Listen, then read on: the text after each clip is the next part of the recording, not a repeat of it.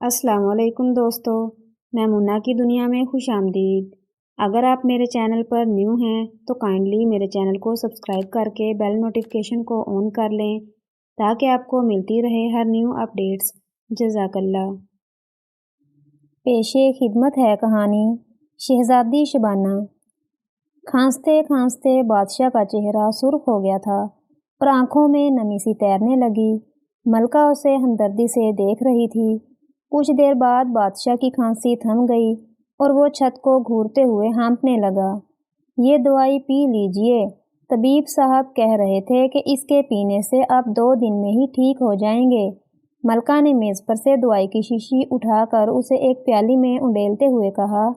फिर उसने दवाई बादशाह की तरफ बढ़ा दी। बादशाह ने खामोशी से दवाई पी ली और बोला, हमारा शहजादा इमरान कहाँ है?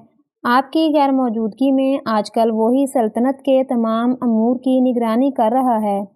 इस वक्त भी वो वज़ीरों के साथ शहर की उस बस्ती में गया हुआ है जिसमें कल आतिशज़दगी से काफ़ी नुकसान हुआ था। लोगों के घर बार जल गए हैं और वो खुले आसमान के नीचे पनाह लेने पर मजबूर हैं। मलका ने बताया, इस आतिशज़दगी के वाक़या से हमें भी गहरा सदमा पहुंचा है। सुबह इमरान ने हमसे इसका तज़किरा किया था और हमसे मुतालबा किया था कि शाही ख़जाने से उन लोगों के नुकसान का अज़ाला किया जाए। हमने उसे बड़ी खुशी से इजाज़त दे दी थी। मलका, सच पूछो तो इमरान की नेक दिली और साफ़ सुथरी आदतें हमारा सैरो खून बढ़ाती हैं। बादशाह ने बड़े फ़ख्र से कहा, आजकल के ज़माने में ऐसी फरमाबरदार औलाद कहाँ मिलती है। हमारा शहजादा इमरान लाखों में एक है। मलका खिल कर बोली, लाखों में नहीं बल्कि करोड़ों में, बादशाह ने कहा और उठकर बैठ गया। बादशाह बेगम, ये हमारा रोज़ रोज़ का बीमार होना इस बात की अलामत है कि अब हमें हुकूमत के कामों से दस्तबरदार होकर याद इलाही में मसरूफ़ हो जाना चाहिए। दुनिया के लिए तो हमने बहुत कुछ कर लिया है, अब आखिरत के लिए भी कुछ करना चाहिए। हम ये सोच रहे हैं कि अब ये तख्तो ताज इमरान के सुपुर्द कर दें। हाँ, अब आपको आराम की ज़रूरत है। आपका ये इक़दाम कतई मुनासिब होगा। मलका बोली, लेकिन इतनी बड़ी ज़िम्मेदारी सौंपने से पहले हम ये चाहते हैं कि उसकी शादी हो जाए। शादी हो जाएगी तो वो अपनी ज़िम्मेदारियों को अच्छी तरह समझने लगेगा। बादशाह ने कहा, आपने तो मेरे मुंह की बात छीन ली है। मेरी भी यही ख्वाहिश है कि इस महल में मेरी बहू आ जाए। मलका ने खुश होकर कहा, पोते पोतियाँ हो जाएंगे तो महल में तन्हाई का एहसास भी कम हो जाएगा। ये काम जल्द ही हो जाए तो अच्छा है। तुम्हारी नज़र में कोई शहजादी है क्या? बादशाह उसे सवालिया नज़रों से देखते हुए बोला, एक नहीं कई। शाह फारूक की लड़की शहनाज, शाह अयूब की शहजादी ज़रीना, शाह क़यूम की लड़की सुरैया, और भी बहुत सारे बादशाह हैं जिनसे हमारे मुल्क के ताल्लुकात बेहद खुशगवार हैं और वो हमारे शहजादे इमरान को बखुशी अपना दामाद बनाने पर आमादा हो जाएंगे। मलका ने कहा, ठीक है, मगर तुम ऐसा करो कि पहले इमरान की राय मालूम कर लो। मुख्तलिफ तकरीबात में वो इन तमाम शहजादियों से मिल चुका है। जिस शहजादी से वो शादी करना चाहेगा बता देगा। बादशाह बोला। मलका ने सर हिलाकर उसकी बात की तायद की और उठते हुए बोली, इमरान के आते ही मैं इस मसले पर उससे गुफ्तगू करूँगी। अब आप आराम से सो जाएं। मैं आपके लिए मूंग की दाल की खिचड़ी पकाने जा रही हूँ। शाही बावर्चियों को तो ये पकाना नहीं आती है। तबीब साहब ने कहा था कि परहेज़ बहुत ज़रूरी है और ताकीद की है कि खिचड़ी के अलावा आपको कुछ ना दिया जाए। मलका, तुम क्यों तकलीफ़ करती हो? मूंग की दाल की खिचड़ी ही तो है। बावर्ची से कह दो उबालने के लिए रख देगा। दाल चावल। बादशाह बड़ी कमज़ोर सी आवाज़ में बोला। उसे मूंग की दाल की खिचड़ी बिल्कुल पसंद नहीं थी। मलका हंस पड़ी। हंसते हुए बोली, बावर्ची बेचारा बहुत मसरूफ़ है। वैसे लगता है कि आपको ये परहेज़ी खाना बिल्कुल अच्छा नहीं लगता। इसमें अच्छी लगने वाली कोई बात ही नहीं है, फीकी फीकी और बदमज़ा।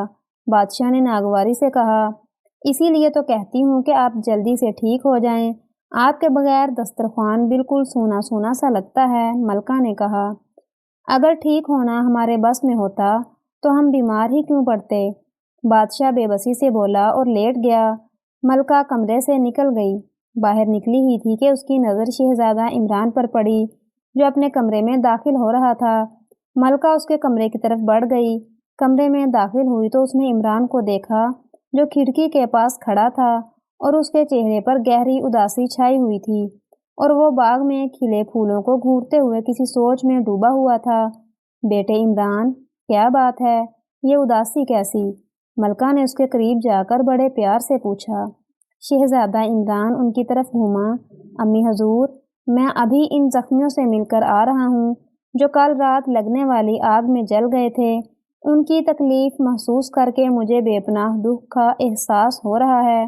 شہزادہ عمران نے بڑے دکھ سے کہا، تم غم نہ کرو، اللہ نے چاہا تو سب زخمی بہت جلد ٹھیک ہو جائیں گے۔ تمہارے ابا حضور تو علیل ہیں، وہ تو وہاں جا نہیں سکتے۔ اب تمہارا ہی فرض ہے کہ متاثرہ افراد کی ہر طرح سے امداد کرو۔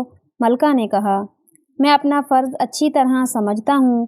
میں نے تمام لوگوں کے رہنے کے لیے نئے مکانوں کا بندوبست کر دیا ہے، انہیں اس قدر رقم بھی دی ہے کہ وہ اپنے گھروں کے لیے ضروری اشیاء خرید سکیں۔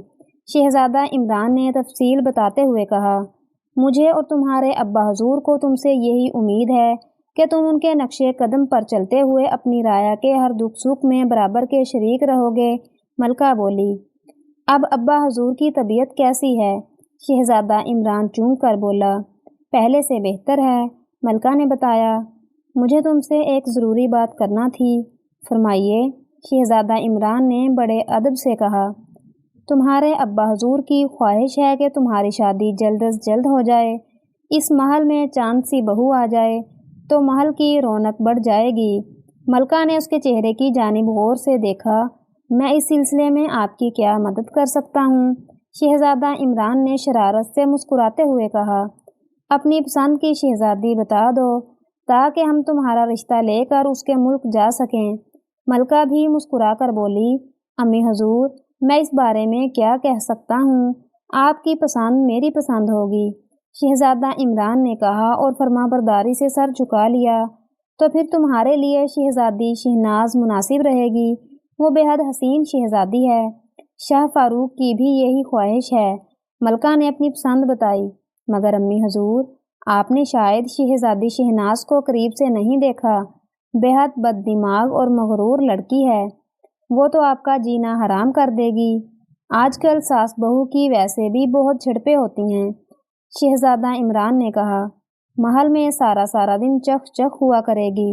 اچھا، میں نہیں جانتی تھی کہ وہ ایسی شہزادی ہوگی۔ خیر، اسے جانے دو۔ شہزادی زرینہ کے بارے میں تمہارا کیا خیال ہے؟ اس کا رنگ تو کچھ سانولا ہے، مگر اس کے سیاہ بال دیکھے ہیں، ایڑیوں تک آتے ہیں۔ ملکہ پر امید نظروں سے شہزادہ عمران کی طرف دیکھنے لگی۔ شہزادہ عمران خوف سے آنکھیں پھلائے بولا، مگر امی حضور، شہزادی زرینہ پر تو کسی چیز کا سایہ ہے، آپ نے نہیں سنا کیا؟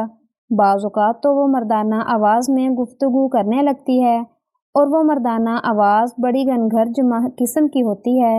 ہیں؟ ملکہ چونک کر بولی، یہ بات ہے تو پھر اسے بھی چھوڑو۔ تمہارے ابا حضور ٹھیک ہو جائیں تو میں ان کے ساتھ شاہ قیوم کے ملک جاؤں گی۔ ان کی لڑکی کی بڑی تعریفیں سننے میں آئی ہیں۔ ان کی لڑکی کا نام تو شہزادی ثریا ہے۔ آپ اس سے میری شادی کریں گی؟ شہزادہ عمران نے حیرانگی سے کہا، کیوں؟ اس میں کیا خرابی ہے؟ اب ملکہ اسے گھورنے لگی۔ امی حضور، دیکھیے، ناراض مت ہوئیے، آپ کے حکم سے سرتابی کرنے کی مجھے بالکل جرت نہیں۔ آپ کی ہر خواہش کا احترام کروں گا۔ شہزادہ عمران اس سے نظریں چراتے ہوئے بولا۔ ملکہ نرم پڑ گئی، پیار سے پوچھا، کہو تم کیا کہنے والے تھے؟ میں یہ کہہ رہا تھا کہ شاہ قیوم نے اپنی بیٹی کی شادی کرنے کے لیے یہ شرط لگا رکھی ہے کہ جو شہزادہ بھی ان کی شہزادی سے شادی کرے گا اسے گھر داماد بن کر انہی کے محل میں رہنا پڑے گا۔ اگر آپ کو میرا یہاں رہنا گوارا نہیں تو ٹھیک ہے، کر دیجئے شہزادی ثریا سے شادی، میں چلا جاؤں گا۔ شہزادہ عمران بھرائی ہوئی آواز میں بولا، ویسے وہاں جانے کے بعد مجھے آپ کی بہت یاد آیا کرے گی۔ ملکہ اس کی بات سن کر گھبرا گئی اور بولی، خدا نہ کرے کہ تم ہماری نظروں سے اوجھل ہو، بھاڑ میں جائے ایسی شادی۔ مگر بیٹے، اب تم ہی بتاؤ کہ تمہاری شادی کس سے ہو؟ امی حضور میں کیسے بتا سکتا ہوں؟ میں تو صرف اتنا کر سکتا ہوں کہ آپ کے فیصلے پر سر جھکا دوں۔ شہزادہ عمران دھیرے سے مسکرا کر بولا۔ اس کی آنکھوں میں شرارت ناچ رہی تھی۔ ملکہ ایک کرسی پر گر گئی۔ میں نے جتنی شہزادیاں بھی بتائی تھیں، تم نے ان میں مین میخ نکال کر سب کو رد کر دیا، پھر بھی کہتے ہو کہ میرے فیصلے پر سر جھکا دو گے۔ کیا مطلب ہے تمہارا؟ شہزادہ عمران اس کے قریب زمین پر بیٹھ گیا۔ امی حضور، آپ کو یاد ہے گزشتہ برس آپ شاہ حجاز کے ملک گئی تھیں۔ شاہ حجاز کی لڑکی شہزادی شبانہ کی سالگرہ کی تقریب تھی۔ آپ نے دیکھا ہوگا وہ شہزادی کس قدر ہنسمکھ اور خوش اخلاق تھی۔ وہ مجھ سے بہت گھل مل گئی تھی۔ تو یہ بات تھی، ملکہ ہنس کر بولی، جب ہی تم ٹال مٹول کر رہے تھے۔ ویسے بیٹے عمران، مجھے تمہاری پسند سن کر بے انتہا خوشی ہوئی ہے۔ شہزادی شبانہ ہی دنیا میں واحد ایسی شہزادی ہے جو تمہارے لیے بالکل مناسب رہے گی۔ مجھے پہلے اس کا دھیان ہی نہیں رہا تھا، ورنہ پہلے ہی اس کا نام لے دیتی۔ اچھا اب تم کپڑے تبدیل کرو، میں تمہارے ابا حضور کے لیے مونگ کی دال کی کھچڑی پکا لاؤں۔ ملکہ کمرے سے نکل گئی۔ شہزادہ عمران کا چہرہ خوشی سے تما رہا تھا۔ اس نے جب شہزادی شبانہ کو اس کی سالگرہ پر دیکھا تھا تو اسی روز فیصلہ کر لیا تھا کہ شادی کرے گا تو صرف شہزادی شبانہ ہی سے کرے گا۔ شہزادی شبانہ کے اخلاق نے شہزادہ عمران کو بے حد متاثر کیا تھا۔ عام نکچڑی شہزادیوں سے وہ بالکل مختلف تھی۔ اس کے علاوہ دنیا کی تمام شہزادیوں سے زیادہ خوبصورت تھی۔ اس واقعے کے 10 دن بعد ہی بادشاہ پوری طرح صحت مند ہو گیا۔ صحت مند ہونے کے دوسرے ہی روز ملکہ کو ساتھ لے کر شاہ حجاز کے ملک روانہ ہو گیا۔ اس کے ساتھ سپاہیوں کے 4 دستے تھے اور 150 غلام تھے جو شاہ حجاز کو دیے جانے والے تحائف اور اٹھائے ہوئے تھے۔ شہزادہ عمران بادشاہ اور ملکہ کو شہر کی فصیل تک چھوڑنے آیا تھا۔ ملکہ نے اسے وعدہ کیا تھا کہ وہ شہزادی شبانہ کا رشتہ مانگ کر فوراً ہی وہاں سے چل پڑے گی تاکہ شادی کی تیاری میں دیر نہ ہو۔ 15 دن بعد ملکہ اور بادشاہ واپس آ گئے۔ ملکہ کے چہرے پر چھائی ہوئی پریشانی اور فکر مندی نے شہزادے کو تشویش میں مبتلا کر دیا۔ بادشاہ کو سفر نے تھکا دیا تھا، اس لیے کھانے سے فارغ ہو کر وہ اپنی خوابگاہ میں جا کر سو گیا۔ شہزادہ عمران ملکہ کے پیچھے پیچھے پھر رہا تھا۔ جب ملکہ کو کچھ فرصت ملی تو وہ اس کے پاس جا پہنچا۔ ملکہ نے اسے ہمدردی سے دیکھتے ہوئے کہا، مجھے افسوس ہے، میں مایوس لوٹی ہوں۔ کیا؟ شاہ حجاز نے رشتہ دینے سے انکار کر دیا؟ شہزادے نے بڑے تحمل کے ساتھ پوچھا۔ ویسے اس کا چہرہ اداس سا ہو گیا ہے۔ یہ بات نہیں ہے، وہ تو کہہ رہے تھے کہ یہ ہماری خوش قسمتی ہے کہ شہزادہ عمران جیسے نیک اور خوبصورت لڑکے کا پیغام ہماری شہزادی کے لیے آیا ہے، مگر ایک مجبوری کے تحت ہم اس پر رضامندی کا اظہار نہیں کر سکتے۔ ملکہ نے بتایا۔ کیوں؟ شہزادہ عمران نے تعجب سے کہا۔ یہ تو ٹالنے والی بات ہوئی۔ میں بھی پہلے یہی سمجھ رہی تھی، مگر بعد میں اس خیال کو دل سے نکال دینا پڑا۔ شاہ حجاز نے تو کچھ نہیں بتایا تھا، مگر ان کی بیگم ملکہ حسن بانو سے میری گہری دوستی ہے۔ میں نے جب زیادہ کوریدا تو انہوں نے مجھے ایک کہانی سنائی۔ تم یہ کہانی سنو گے تو تمہیں بھی ان سے ہمدردی ہو جائے گی۔ بیچاروں پر بڑی مصیبت آئی ہے۔ ملکہ حسن بانو کیا بتا رہی تھیں؟ شہزادہ عمران نے بے تابی سے پوچھا، پھر بولا، اچھا امی حضور، یہ کہانی سنانے سے پہلے آپ مجھے یہ بتائیں کہ آپ اس سفر سے تھکی تو نہیں؟ اگر ایسا ہے تو پھر آپ آرام کر لیجئے، یہ باتیں تو بعد میں بھی ہو جائیں گی۔ نہیں، سفر سے تھکنے کا تو خیال ہی مضحکہ خیز ہے۔ ہم لوگ پیدل تو نہیں آئے، سارا سفر آرام دہ بگھی میں طے ہوا تھا۔ اگر تھکن سوار ہوئی ہوگی تو گھوڑوں کو ہوئی ہوگی جو بگھی میں جتے ہوئے تھے۔ ملکہ مسکرا کر بولی، امی حضور، اگر ابا حضور اس موقع پر یہاں ہوتے تو آئندہ وہ ہرگز یہ نہ کہتے کہ سفر کی وجہ سے تھکن سوار ہو گئی ہے۔ شہزادہ عمران نے شرارت سے کہا۔ ملکہ کے ہونٹوں پر خفیف سی مسکراہٹ دوڑ گئی۔ اس نے شہزادہ عمران کو ہلکے سے ڈانٹتے ہوئے کہا، تم بہت باتیں بنانے لگے ہو۔ اچھا اب خاموشی سے سنو، میں یہ قصہ شروع سے سناتی ہوں۔ شاہ حجاز اور ملکہ حسن بانو کے گھر بڑی مدت کے بعد خدا نے ایک لڑکی دی تھی جس کا نام انہوں نے شہزادی شبانہ رکھا۔ شہزادی شبانہ بے حد حسین اور نرم و نازک تھی۔ اس کی پیدائش پر شاہ حجاز نے بے پناہ خوشیاں منائیں۔ غریبوں کے لیے خزانوں کے منہ کھول دیے گئے اور اسی خوشی میں کئی لوگوں کی سزائیں معاف کر کے انہیں جیلوں سے آزاد کر دیا گیا۔ انہی دنوں شہر سے باہر ایک بزرگ کا قیام ہوا۔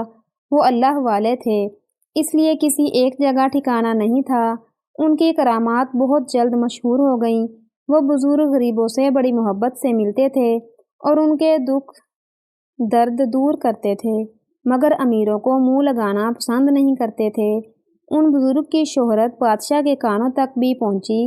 شاہ اعجاز ان سے بے حد متاثر تھے، مگر یہ بھی پتہ تھا کہ وہ بزرگ بادشاہوں اور رئیسوں سے ملنا پسند نہیں کرتے۔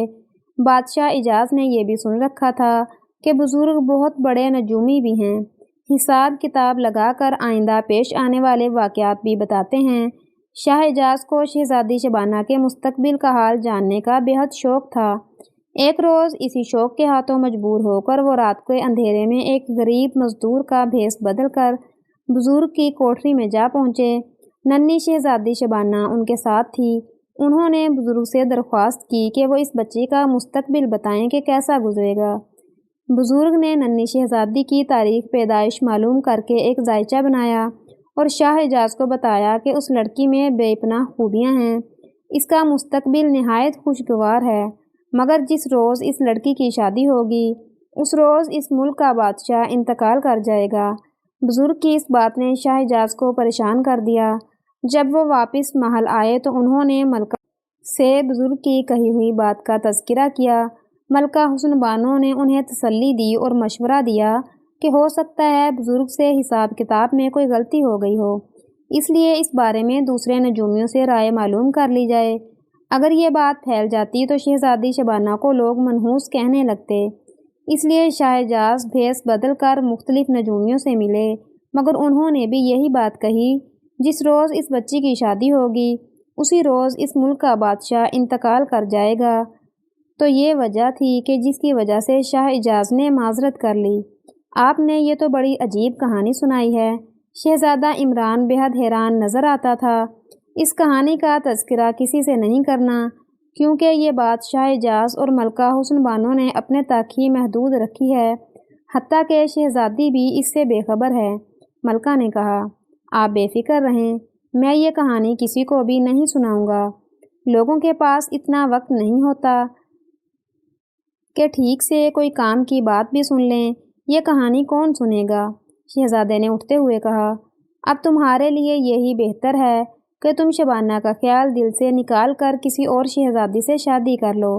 ملکہ نے مشورہ دیا، آخر امی ایسی جلدی بھی کیا ہے، شادی ہو ہی جائے گی، میرا دل ذرا گھومنے پھرنے کو چاہ رہا ہے، 2-4 ملکوں کی سیر کر کے آ جاؤں گا تو شادی بھی کر دیجیے گا۔ شہزادہ عمران نے کمرے سے نکلتے ہوئے کہا۔ ملکہ نے سوچا یہ ٹھیک رہے گا، شہزادے کا دنیا کو گھوم پھر کر دیکھ لینا مناسب رہے گا، آئندہ اسے ہی حکومت کی باغ دور سنبھالنا ہے، سیار و سیاحت سے کچھ تجربہ بھی حاصل کر لے گا اور دنیا کی دلچسپیوں میں گم ہو کر وہ اپنے ذہن سے شہزادی شبانہ کا خیال بھی نکال دے گا۔ اگلے دن شہزادہ عمران بادشاہ سے اجازت طلب کر کے سفر پر روانہ ہو گیا۔ شہزادہ عمران کا گھوڑا ہوا سے باتیں کر رہا تھا۔ اسے محل سے نکلے ہوئے آج تیسرا دن ہو گیا تھا۔ اس نے بادشاہ اور ملکہ کو تو یہی بتایا تھا کہ وہ سیر و سیاحت کی خاطر محل سے نکل رہا ہے، مگر یہ بات درست نہیں تھی، وہ تو شہزادی شبانہ کے ملک جا رہا تھا۔ اس نے تہیہ کر لیا تھا کہ خواہ کچھ ہو جائے، شادی صرف شہزادی شبانہ سے ہی کرے گا۔ اپنے اسی منصوبے کو عملی جامہ پہنانے کے لیے اس نے یہ سفر بھی اختیار کیا۔ شاہ اعجاز کی سلطنت کا ایک خوبصورت شہر اب شہزادہ عمران کی نگاہوں کے سامنے تھا۔ چونکہ ابھی وہ وہاں پہنچنے کے لیے 1-2 گھنٹہ کا سفر باقی تھا، اس لیے شہر کے مکان گڑیا کے گھروں جتنے ننھے منھے نظر آ رہے تھے۔ شاہ اعجاز کے محل کی برجیاں نسبتاً صاف نظر آ رہی تھیں۔ شہزادہ عمران اب کے ایک پہاڑی سلسلے کے درمیان تھا۔ پتھریلی زمین پر گھوڑے کے سم بلند آواز پیدا کر رہے تھے۔ وہاں پہاڑیوں میں کچھ غار بھی تھے۔ شہزادہ عمران کو ان غاروں میں جنگلی درندوں کا ڈر تھا۔ اس خدشے کے پیش نظر وہ بہت چوکنا تھا۔ اچانک ایک غار کے پاس سے گزرتے ہوئے اسے کسی کے کراہنے کی آوازیں آئیں۔ اس نے باغ کھینچ کر گھوڑے کو روک لیا۔ جس غار میں سے اسے آوازیں آ رہی تھیں وہ کچھ پیچھے رہ گیا تھا۔ شہزادہ عمران نے گردن گھما کر اس غار کی طرف دیکھا اور پھر اسی سمت کان لگا دیے۔ آوازیں اب تیز ہو گئی تھیں۔ وہ گھوڑے پر سے اتر گیا اور گھوڑے کی باگ ایک چٹان کے نوکیلے سرے سے باندھ کر بڑی احتیاط سے غار کی جانب قدم اٹھانے لگا۔ وہ بے حد حیران تھا کہ اس ویران علاقے میں وہ کون شخص ہے جو اس غار میں رہ رہا ہے۔ شاید اسے مدد کی ضرورت ہو۔ یہی جذبہ تھا جس نے شہزادہ عمران کو اس غار کی طرف متوجہ کر دیا۔ وہ غار کے دہانے پر جا کر رک گیا۔ اندر اندھیرا تھا۔ وہ اندر داخل ہونا ہی چاہتا تھا کہ ایک خوفناک قسم کی گھرراہٹ سن کر اس کے بڑھتے ہوئے قدم رک گئے۔ شہزادہ عمران نے جلدی سے خنجر نکال کر ہاتھ میں پکڑ لیا۔ اسی لمحے غار کے اندر سے کوئی جھپٹ کر اس کی طرف بڑھا۔ شہزادہ عمران نے دیکھا کہ وہ ایک قدآور بڑے بالوں والا خوفناک کتا تھا۔ اس قسم کے کتے اکثر خانہ بدوشوں کے پاس ہوا کرتے تھے۔ باہر نکلتے ہی کتے نے اچھل کر شہزادہ عمران پر حملہ کر دیا۔ اس کا خوفناک منہ کھلا ہوا تھا اور لمبے لمبے نوکیلے دانت نظر آ رہے تھے۔ اس اچانک حملے سے لمحہ بھر کے لیے شہزادہ عمران کے اوسان قطع ہو گئے۔ وہ پیچھے کی جانب گر پڑا۔ کتا اس کے سینے پر چڑھ بیٹھا اور چاہتا ہی تھا کہ شہزادہ عمران کی گردن اپنی تیز اور نوکیلے دانتوں سے بھنبور ڈالے کہ شہزادہ عمران نے بڑی پھرتی کے ساتھ زمین پر پڑا ہوا ایک پتھر اٹھا کے اس کے منہ میں ٹھونس دیا۔ اس غیر مہذب حرکت نے کتے کو بھگلا کر رکھ دیا۔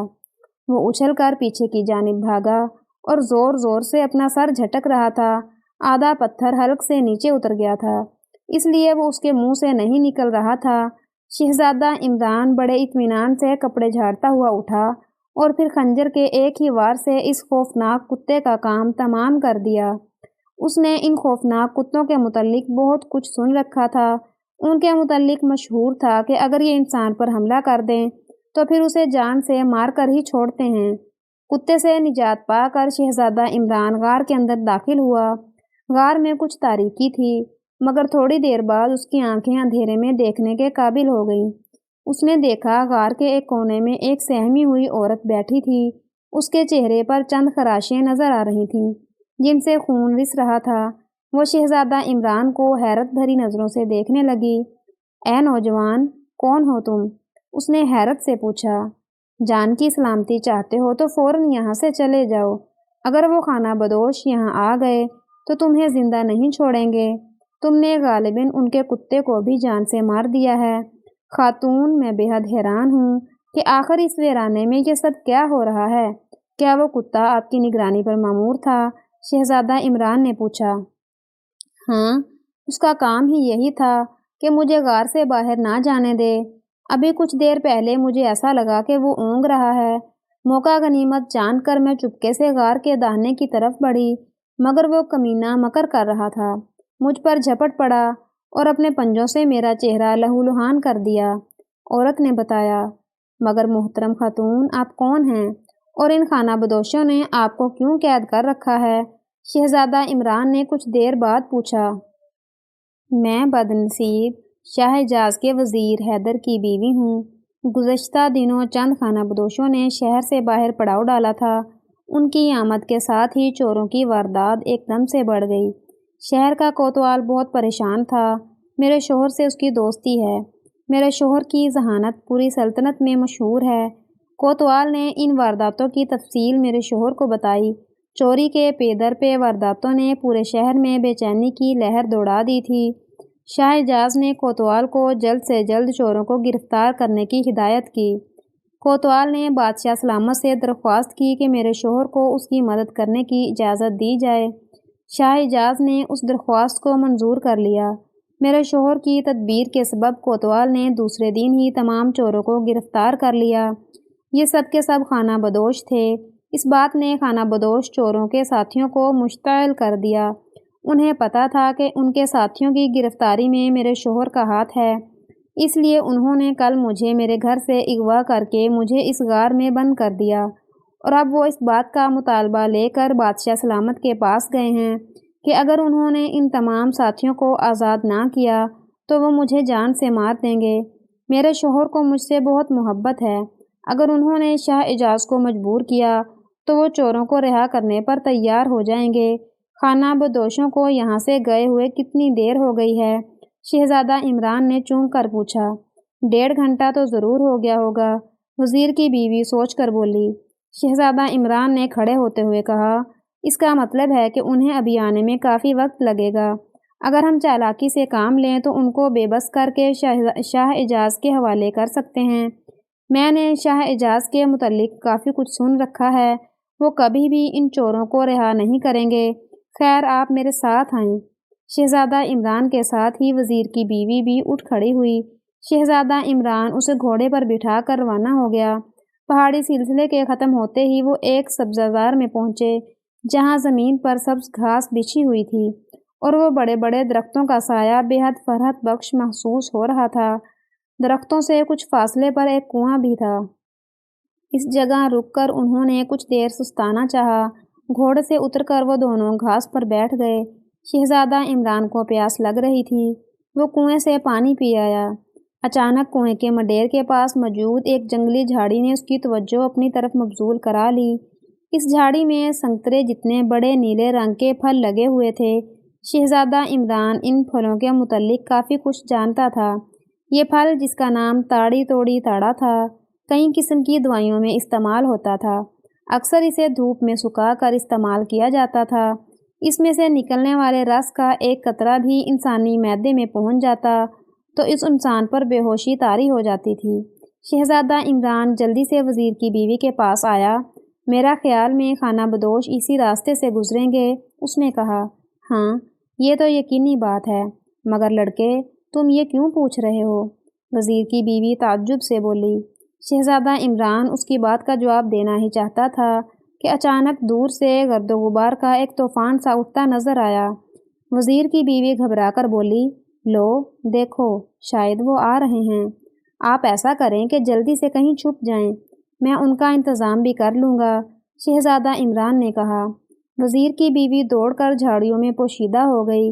شہزادہ عمران کنویں کے نزدیک آیا اور جلدی سے تاڑی توڑی تاڑا کا ایک پھل توڑ کر اس کا رس کنویں میں سے پانی نکالنے والے ڈول میں نچوڑا اور ڈول کو کنویں میں ڈال دیا۔ خانہ بدوش جلد ہی وہاں پہنچ گئے تھے۔ وہ لوگ تعداد میں 6 تھے۔ انہوں نے کنویں کے نزدیک گھوڑے روک لیے۔ شہزادہ ان کی طرف حیرانی سے دیکھنے لگا۔ ایسی نظروں سے دنیا میں صرف 2 ہی چیزیں دیکھ سکتی ہیں، ایک تو بھیڑ کا بچہ اور دوسرا یہ لڑکا، ان میں سے ایک خانہ بدوش نے کہکا لگا کر کہا۔ شہزادہ عمران کا چہرہ شرم کے مارے سرخ ہو گیا۔ اوئے تجھے ایسے وقت میں بھی مذاق سوجھ رہا ہے، دوسرے گھوڑے پر بیٹھے ہوئے ایک خانہ بدوش نے کہا۔ پھر وہ شہزادہ عمران سے بولا، چل بے ہماری چھاگلوں کو پانی سے بھر دے، پیاس کے مارے حلق میں کانٹے پڑ گئے ہیں۔ شہزادہ عمران نے سعادت مندی سے گردن ہلا کر ان کی چھاگلیں لیں اور انہیں ڈول کے پانی سے بھرنے لگا۔ جب 6 کی 6 چھاگلیں پانی سے بھر گئیں تو اس نے انہیں بڑے ادب سے پیش کر دیں۔ وہ لوگ بہت پیاسے معلوم ہوتے تھے، گھٹا گھٹ پانی پینے لگے۔ پھر جیسے ہی انہوں نے چھاگلیں منہ سے ہٹائیں، انہیں زمین گھومتی ہوئی معلوم ہوئی۔ لگتا تھا جیسے بڑے بڑے درخت ان کے اوپر چڑھے آ رہے ہیں۔ ان کے منہ سے خوفزدہ چیخیں بلند ہوئیں اور وہ لوگ اپنے اپنے گھوڑوں سے لڑک کر زمین پر آ گرے۔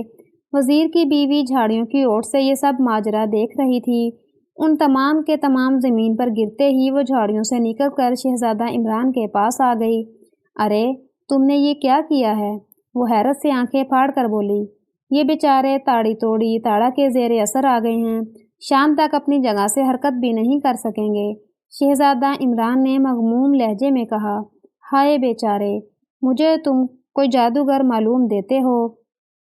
وزیر کی بیوی اسے غور سے دیکھتے ہوئے بولی، محترم خاتون، اگر میں جادوگر ہوتا تو یوں نوکری کی خاطر در بدر کی خاک چھانتا نہ پھرتا، شہزادہ عمران افسردگی سے بولا۔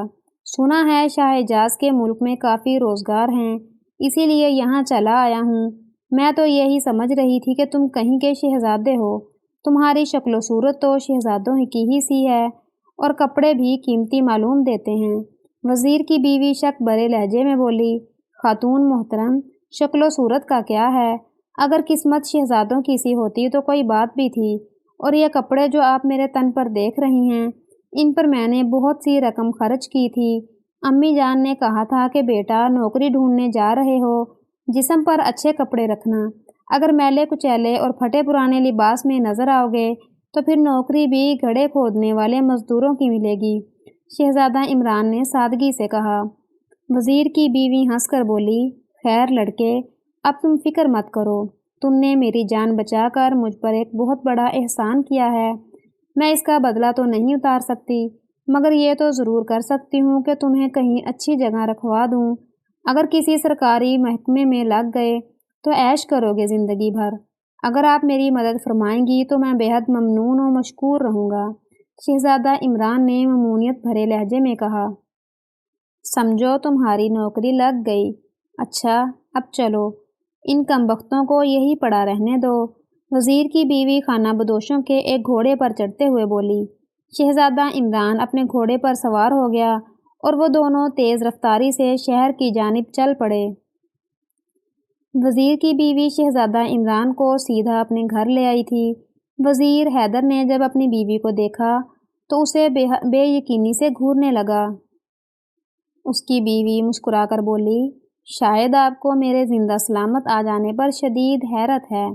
مجھے تو یہ لگ رہا ہے کہ شاید میں خواب دیکھ رہا ہوں۔ وزیر حیرت سے آنکھیں ملتے ہوئے بولا، ابھی کچھ دیر پہلے ایک خانہ بدوش مجھے گھر سے بلا کر لے گیا تھا۔ وہ مجھے ایک ویران سی جگہ پر لے آیا تھا، کہہ رہا تھا کہ ایک ضروری بات کرنا ہے۔ اس جگہ پر اس کے 5 ساتھی اور بھی تھے۔ انہوں نے میرے سامنے یہ شرط رکھی تھی کہ اگر میں ان کے ساتھیوں کو جنہیں چوری کے الزام میں پکڑا گیا تھا رہا کرا دوں تو وہ تمہیں چھوڑ دیں گے۔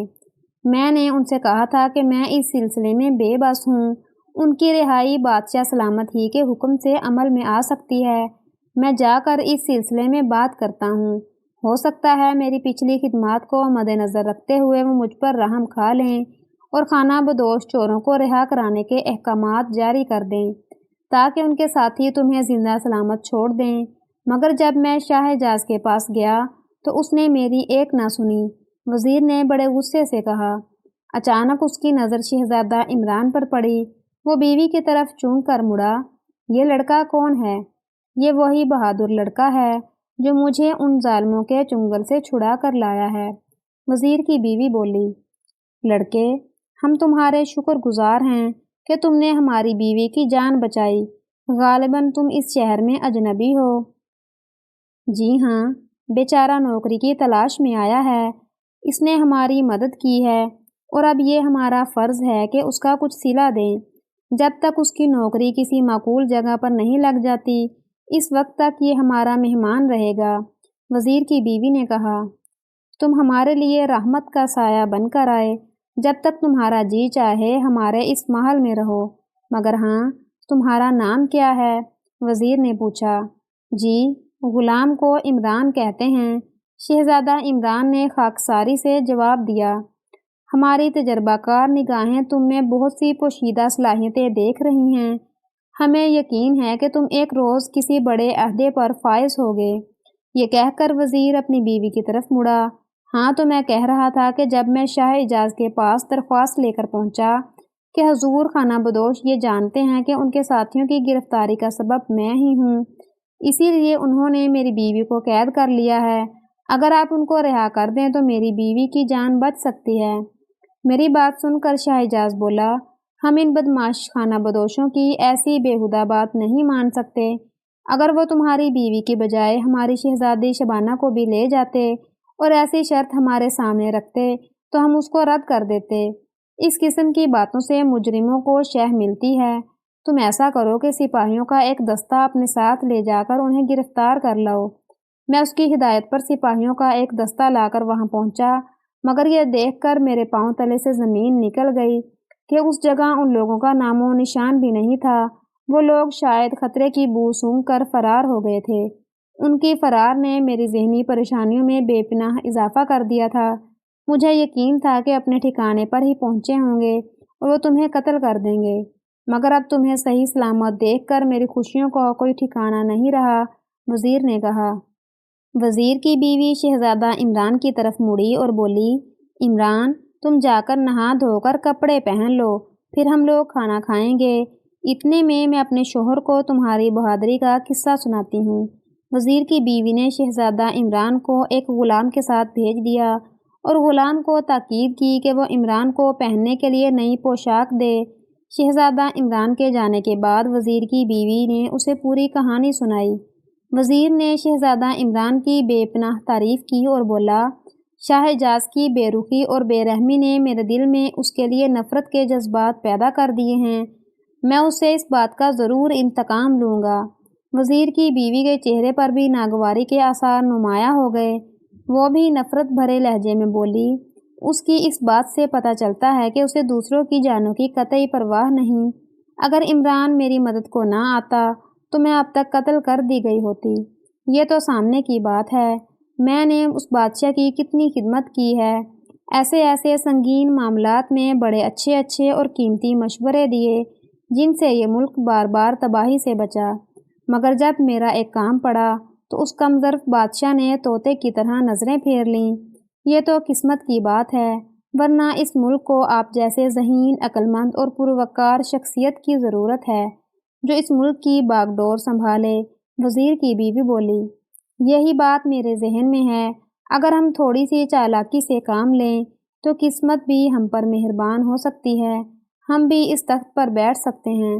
سچ پوچھو بیگم، جب ہم شاہ حجاز کو آرام دہ تخت پر پاؤں پھیلا کر بیٹھا ہوا دیکھتے ہیں تو ہمارے دل پر سانپ لوٹ جاتے ہیں۔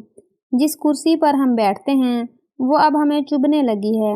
اس روز جو میری کمر میں درد ہوا تھا تو اس کا سبب یہی کرسی تھی۔ وزیر بڑی اداسی سے بولا، تو پھر آپ کچھ کیجئے نا، باتوں سے کچھ بھی نہیں ہوگا۔ بچپن میں بہت خوبصورت تھی، میرے دادا ابا کہتے تھے کہ میں بڑی ہو کر ملکہ بنوں گی۔ ابھی دادا ابا حیات ہیں، اگر ان کی زندگی میں ہی خواہش پوری ہو جائے تو کیا کہنے، اس کی بیوی نے کہا۔ عمران کی موجودگی نے مجھے بے حد سہارا دیا ہے، میں اس سلسلے میں اس سے مشورہ لوں گا۔ اگر وہ میرے ساتھ مل گیا تو سمجھ لو ہمارا کام بے حد آسان ہو جائے گا۔ وزیر نے خوش ہو کر کہا۔ اگر اس نے یہ بات کسی سے کہہ دی، وزیر کی بیوی گھبرا کر بولی، اس کا کوئی امکان نہیں ہے، اسے نوکری کی ضرورت ہے، میں اسے نوکری دلواؤں گا، وہ اس بات سے میرا احسان مند ہو جائے گا، پھر چند دن بعد میں اسے شاہ حجاز کے بارے میں اس کی رائے معلوم کروں گا۔ اگر وہ شاہ حجاز کے خلاف ہوا تو تب اس کے سامنے اپنا منصوبہ رکھوں گا۔ جب میں اسے یہ کہوں گا کہ بادشاہ بن جانے کے بعد میں اسے اپنا وزیر بنا لوں گا تو یقیناً وہ میری ہر بات ماننے پر تیار ہو جائے گا۔ وزیر نے مکاری سے مسکراتے ہوئے کہا، یقیناً آپ بہت عقل مند ہیں۔ اس کی بیوی نے تعریفی انداز میں کہا، ایسا منصوبہ تو میرے ذہن میں کبھی آ ہی نہیں سکتا تھا۔ کچھ دیر بعد شہزادہ عمران نہا دھو کر آیا۔ اس نے بڑے قیمتی کپڑے پہنے ہوئے تھا اور وہ بہت خوبصورت دکھائی دے رہا تھا۔ اس کی آمد پر ان دونوں میں اپنی گفتگو ختم کر دی۔ کھانے سے فارغ ہو کر وزیر شہزادہ عمران اور اپنی بیوی کو لے کر شاہ حجاز کے محل کی طرف چل دیا۔ جب وہ تینوں بگھی سے اتر کر محل کے صدر دروازے میں داخل ہوئے تو پہرے داروں نے وزیر کی بیوی کو بڑی حیرت سے دیکھا، انہیں بھی اس کی واپسی کی امید نہیں تھی۔ وزیر نے شاہ حجاز کو اپنی آمد کی اطلاع دی۔ اس کی بیوی محل سے کے اس حصے میں چلی گئی جہاں شاہ حجاز کی بیوی ملکہ حسن بانو اور شہزادی شبانہ موجود تھیں۔ شاہ حجاز نے وزیر کو اپنے کمرے میں بلا لیا اور وہ اپنے بستر پر نیم دراز تھا۔ شہزادہ عمران کو نظر انداز کر کے اس نے وزیر سے کہا، اے وزیر با تدبیر، ہم نے سنا ہے کہ تمہاری بیگم واپس آ گئی ہیں۔ جی ہاں پناہ، آپ نے درست سنا ہے، میری بیوی کی رہائی اس نوجوان کی وجہ سے عمل میں آئی ہے۔ تمام خانہ بدوش شہر سے باہر ایک جگہ بے ہوش پڑے ہیں۔ میں نے چند سپاہیوں کو وہاں بھیج دیا ہے تاکہ انہیں گرفتار کر کے جیل میں بند کر دیا جائے۔ پھر وزیر نے مختصر الفاظ میں شہزادہ عمران کا کارنامہ شاہ حجاز کے گوش گزار کر دیا۔ شاہ حجاز نے غور سے شہزادہ عمران کو دیکھا۔ شہزادہ عمران کا دل زور زور سے دھڑکنے لگا۔ گزشتہ برس وہ شہزادی شبانہ کی سالگرہ میں شرکت کرنے کے لیے یہاں آیا تھا۔ اس نے شاہ حجاز کے ساتھ بھی کچھ وقت گزارا تھا اور وہ ڈر رہا تھا کہ کہیں شاہ حجاز اسے پہچان نہ لے۔ مگر 1 سال کی مدت میں اس کے چہرے میں کچھ تبدیلیاں بھی ہوئی تھیں۔ اس لیے شاہ اعجاز نے صرف اتنا کہا، لڑکے، تمہیں دیکھ کر ہمیں اپنے پڑوسی ملک کے بادشاہ کا لڑکا یاد آ گیا۔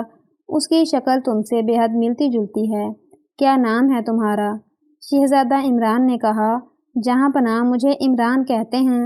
تعجب ہے، شاید اس کا نام بھی عمران ہی تھا۔ بادشاہ نے اسے غور سے دیکھتے ہوئے کہا۔ اب شہزادہ عمران کو اپنی غلطی کا احساس ہوا۔ اس نے وزیر اور اس کی بیوی کو اپنا اصلی نام بتا کر شدید غلطی کی تھی، مگر اب وہ وزیر کی موجودگی میں اپنا کوئی دوسرا نام بھی نہیں بتا سکتا تھا۔ اس لیے ہاتھ باندھ کر بولا، جہاں پناہ، میں تو ایک غریب لڑکا ہوں۔ اگر میری شکل اور نام کسی شہزادے سے ملتا ہے تو اس سے کیا اثر پڑتا ہے؟ میں ہوں تو وہی ایک غریب لڑکا۔ شہزادہ عمران کی بات سن کر وزیر بولا، دراصل یہ نوکری کی تلاش میں یہاں آیا ہے۔ ہمیں اس لڑکے نے بہت متاثر کیا ہے۔ اگر اسے نوکری کی ضرورت ہے تو نوکری اسے محل میں بھی مل سکتی ہے۔ نوجوان، تمہیں کوئی کام بھی آتا ہے یا نہیں؟ شاہ اعجاز نے پوچھا۔ کام تو جو بھی مل جائے گا کر لوں گا، مگر باغبانی کا خاصا تجربہ ہے۔ آپ کے باغ کو 2 ہی دن میں نئی شکل دے دوں گا۔ شہزادہ عمران نے بڑے اطمینان سے کہا۔ ٹھیک ہے، تم آج سے ہی ہمارے باغ میں کام شروع کر دو۔ ہم پھولوں کے بہت شائق ہیں۔ ہماری بیٹی شبانہ بھی گلاب کے پھول پسند کرتی ہے۔ یہ بات یاد رکھو کہ ہر شام کو تازہ پھولوں کا گلدستہ اس کے کمرے میں پہنچ جایا کرے۔ یہ کہہ کر شاہ اعجاز نے ایک غلام کو طلب کیا اور اسے کہا، باغ کی نگرانی کے لیے ہم نے یہ ملازم رکھا ہے، اسے باغ میں پہنچا دو۔ مگر ہاں، تم ٹھہرے کہاں ہو؟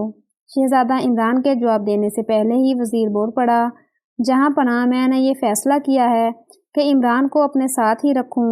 اس نے مجھ پر اور میری بیوی پر جو احسان کیا ہے اس کا کچھ صلہ تو ملنا ہی چاہیے۔ شاہ اعجاز نے اظہار پسندگی کے طور پر سر ہلایا اور شہزادہ عمران کو جانے کا اشارہ کیا۔ غلام اسے لے کر شاہی باغ میں آیا۔ باغ بے حد خوبصورت تھا۔ رنگ برنگے پھولوں کی کیاریاں تھیں اور سایہ دار پھلدار درخت تھے۔ سبز چمکدار گھاس نے باغ کو مزید رونق بخشی تھی۔ شہزادہ عمران نے اطمینان سے سوچا کہ اسے یہاں پر زیادہ محنت نہیں کرنا پڑے گی۔ وہ یوں ہی بے مقصد باغ میں ادھر ادھر گھومنے پھرنے لگا۔ جب وہ اپنے ملک سے چلا تھا تو اس کے ذہن میں سوائے اس بات کے اور کچھ نہیں تھا کہ وہ شہزادی شبانہ سے شادی کر کے ہی لوٹے گا۔ مگر یہ کام بے حد کھٹن تھا، چونکہ نجومیوں نے پیش گوئی کر دی تھی کہ شہزادی شبانہ کی شادی ہو جاتے ہی ملک کا بادشاہ مر جائے گا۔ اس لیے شہزادہ عمران کو یہ یقین تھا کہ وہ بڑے سے بڑا کارنامہ انجام دے کر بھی شاہ اعجاز کو اس حد تک متاثر نہیں کر سکتا کہ وہ اپنی بیٹی کی شادی اس سے کر دے، کیونکہ یہ اس کی زندگی کا سوال تھا۔ اس چیز نے شہزادہ عمران کو بے حد الجھا دیا تھا۔ اس کی سمجھ میں نہیں آ رہا تھا کہ وہ کیا کرے۔ شہزادہ عمران کو باغ میں گھومتے ہوئے زیادہ دیر نہیں ہوئی تھی کہ شہزادی شبانہ وہاں آ نکلی۔ وہ شہزادہ عمران کو دیکھ کر چونک پڑی۔ غالباً وزیر کی بیوی تمہارا ہی تذکرہ کر رہی تھی کہ تم نے انہیں خانہ بدوشوں کی قید سے رہا کرایا تھا۔ شہزادی شبانہ نے اسے غور سے دیکھا۔ جی ہاں شہزادی صاحبہ، بادشاہ سلامت نے خوش ہو کر مجھے اس باغ کی نگرانی پر مامور کر دیا ہے۔ شہزادہ عمران نے سر جھکا کر بڑے ادب سے کہا، تم چاہے اس چیز کا اظہار نہ کرو، مگر میں تمہیں پہچان گئی ہوں۔ تم شہزادہ عمران ہو۔ میری پچھلی سالگرہ پر تم یہاں آئے تھے۔ شہزادی شبانہ نے بڑے یقین سے کہا، میں سمجھا نہیں۔ میرا نام عمران تو ضرور ہے، مگر میں شہزادہ نہیں ہوں، میں تو ایک غریب آدمی ہوں۔ شہزادہ عمران نے کہا۔ پھر اس نے ہاتھ بڑھا کر سیب کے ایک درخت سے ایک سیب توڑ لیا، اسے تھوڑا سا دانتوں سے کاٹا اور ایک کیاری میں بقیہ سیب اچھال دیا۔ شہزادی شبانہ بڑے غور سے اس کی اس حرکت کو دیکھ رہی تھی۔ مسکرا کر بولی، کسی غریب آدمی میں اتنی ہمت نہیں ہو سکتی کہ وہ ایک شہزادی کے سامنے اسی کے باغ سے اتنی بے پرواہی سے سیب توڑ کر یوں پھینک دے۔ میں اس حرکت سے آپ کو یہ یقین دلانا چاہتی ہوں کہ غریب آدمی بھی ہمت والے ہوتے ہیں۔ شہزادیوں سے خواہ مخواہ خوف کھانا بیوقوفی ہے۔ شہزادہ عمران نتنے پھڑپھڑا کر بولا، شہزادہ عمران فضول باتیں مت کرو، میں تمہیں پہچان گئی ہوں۔ کیا اس طرح بھیس بدل کر آنے میں کوئی مصلحت پوشیدہ ہے؟ शहजादी शबाना ने पूछा। अगर आप पहचान गई हैं तो फिर ठीक है। मैं इस बात का इकरार करता हूँ कि मैं ही शहजादा इमरान हूँ। इस भेष में मेरी आमद बेवजह नहीं है। एक बहुत ही ख़ास बात के सिलसिले में आया हूँ और आपसे मेरी ये दरख्वास्त है कि इस राज को अपने तक ही महदूद रखिएगा। शहजादा इमरान ने एक गहरी सांस लेकर कहा। शहजादी शबाना उसे देखते हुए बोली, हमारे और तुम्हारे मुल्क के ताल्लुकात बहुत पुराने और खुशगवार हैं, मगर मैं ये बात समझने से कासिर हूँ कि वो ख़ास बात क्या हो सकती है।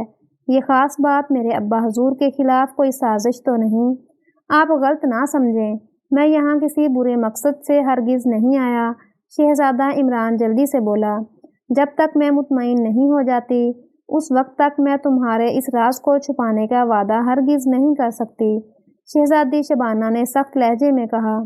शहजादा इमरान उसे उलझन भरी नज़रों से देखने लगा, फिर आहिस्ता से बोला, आपको याद होगा कि चंद दिन पहले मेरे अब्बा हुजूर और अम्मी हुजूर आपके महल में तशरीफ़ लाए थे। मुझे अच्छी तरह याद है, शहजादी शबाना सर हिलाकर बोली। आपको पता है कि उनकी आमद का क्या मकसद था? शहजादा इमरान ने सवालिया नज़रों से पूछा। चूँकि मुझे किसी ने कुछ नहीं बताया था, इसलिए मैं बिल्कुल नहीं जानती कि वो क्यों आए थे। शहजादी शबाना ने नफ़ी में सर को झंझोश दी। मैं आपको बताता हूँ कि उन्होंने आपके अब्बा हुजूर और अम्मी हुजूर से ये बात की थी कि आपकी शादी मेरे साथ कर दी जाए, मगर उन्हें ये कहकर टाल दिया गया कि अभी हम शहजादी शबाना की शादी का कोई इरादा नहीं रखते। मुझे इस बात ने बहुत मायूस किया। फिर मेरे जहन में एक तरकीब आई। मैंने किसी से सुन रखा था कि आपके अब्बा हुजूर को अजीबो-गरीब चीज़ों से बड़ी दिलचस्पी है। मुझे एक बेहद अजीब और गरीब दरख्त बनाने की तरकीब आती है। इस दरख्त को बनाने में चंद हफ्ते लगते हैं। मैं इस बाग में वो दरख्त लगाऊंगा। मुझे उम्मीद है कि आपके अब्बा हुजूर इस दरख्त को देखकर दंग रह जाएंगे, फिर मुझसे कहेंगे कि इस कारनामे पर जो कुछ भी मांगो मिलेंगे। चनाचे मैं दरख्वास्त करूँगा कि अपनी शहजादी की शादी मेरे साथ कर दीजिए। ज़बान तो वो दे ही चुके होंगे, किसी सूरत इनकार नहीं करेंगे। उसके बाद मैं अपनी असलियत भी ज़ाहिर कर दूँगा। शहजादा इमरान ने कहा। मंसूबा तो तुमने खूब बनाया है, मगर वो दरख्त कैसा होगा? शहजादी ने सवाल किया। वो 4-5 फीट का एक आम दरख्त होगा, मगर इसमें 7 किस्म के फल मुख्तलिफ और 7 किस्म के मुख्तलिफ फल लगेंगे। ये दरख्त आम तौर पर परिस्तान में पाए जाते हैं। वहाँ की एक परी से मेरी दोस्ती हो गई थी। उसके साथ जब मैं परिस्तान गया था तो वहाँ से चंद बीज उस दरख्त के भी ले आया था। शहजादा इमरान ने बताया। अच्छा, तो तुम परिस्तान की सैर भी कर चुके हो? शहजादी शबाना ने चूक कर पूछा। वो बेहद हैरान नजर आ रही थी। हाँ, वहाँ की शहजादी से मेरी शादी हो जाती, मगर मैं इनकार करके चला आया, क्योंकि मैंने शुरू ही से ये फैसला कर लिया था कि शादी करूँगा तो शहजादी शबाना से, वरना नहीं करूँगा। शहजादा बोला। ओह शहजादा इमरान, तुमने मेरी खातिर बहुत परेशानियाँ उठाई हैं। शहजादी शबाना हमदर्दी से बोली। आप इसका गम ना करें, हम शहजादों की किस्मत में अपनी शादियों के सिलसिले में ऐसी ही परेशानियाँ लिखी होती हैं। कभी आपने सुना है कि किसी शहजादे की शादी सीधे साधे तरीके से हो गई हो? यकीनन नहीं सुना होगा। किसी शहजादी को काला देव उठाकर ले जाता है, किसी को कोई जादूगर ले उठता है। खुद मेरे अब्बा हुजूर मेरी अम्मी हुजूर को एक बोने की कैद से छुड़ा कर लाए थे। ये उस ज़माने का किस्सा है जब वो भी मेरी तरह शहजादे थे और उनकी शादी में सिर्फ 3 दिन रह गए थे कि अम्मी हुजूर को वो बोना ले उड़ा। मैं तो इस पर शुक्र कर रहा हूँ कि मेरा वास्ता किसी देव जादूगर या बोने से नहीं पड़ रहा, शहजादे ने कहा। उसकी बात पर शहजादी शबाना हंस पड़ी। अच्छा, ये तो बताएं, आप इस हकीकत से किसी को बाखबर तो नहीं करेंगी ना? शहजादे ने पूछा। तुम बेफिक्र रहो, मैं किसी से कुछ नहीं कहूँगी, शहजादी ने कहा और वहाँ से चली गई। शहजादे इमरान ने इत्मीनान का एक गहरा सांस लिया। अपनी गोलमोल बातों से उसने शहजादी शबाना को मुतमईन तो कर दिया था, मगर उसकी समझ में नहीं आ रहा था कि आइंदा चंद हफ्तों में जब बाग में ऐसा कोई अजीबोगरीब दरख्त नज़र नहीं आएगा तो वो शहजादी को क्या जवाब देगा। सुबह नाश्ते से फारिग होकर शहजादा इमरान महल जाने की तैयारी करने लगा। अभी वो कपड़े तब्दील करके अपने कमरे से निकला ही था کہ اس نے وزیر کو اپنی طرف آتا دیکھا۔ وہ رک کر اس کا انتظار کرنے لگا۔ اس کی رہائش وزیر کے گھر میں ہی تھی۔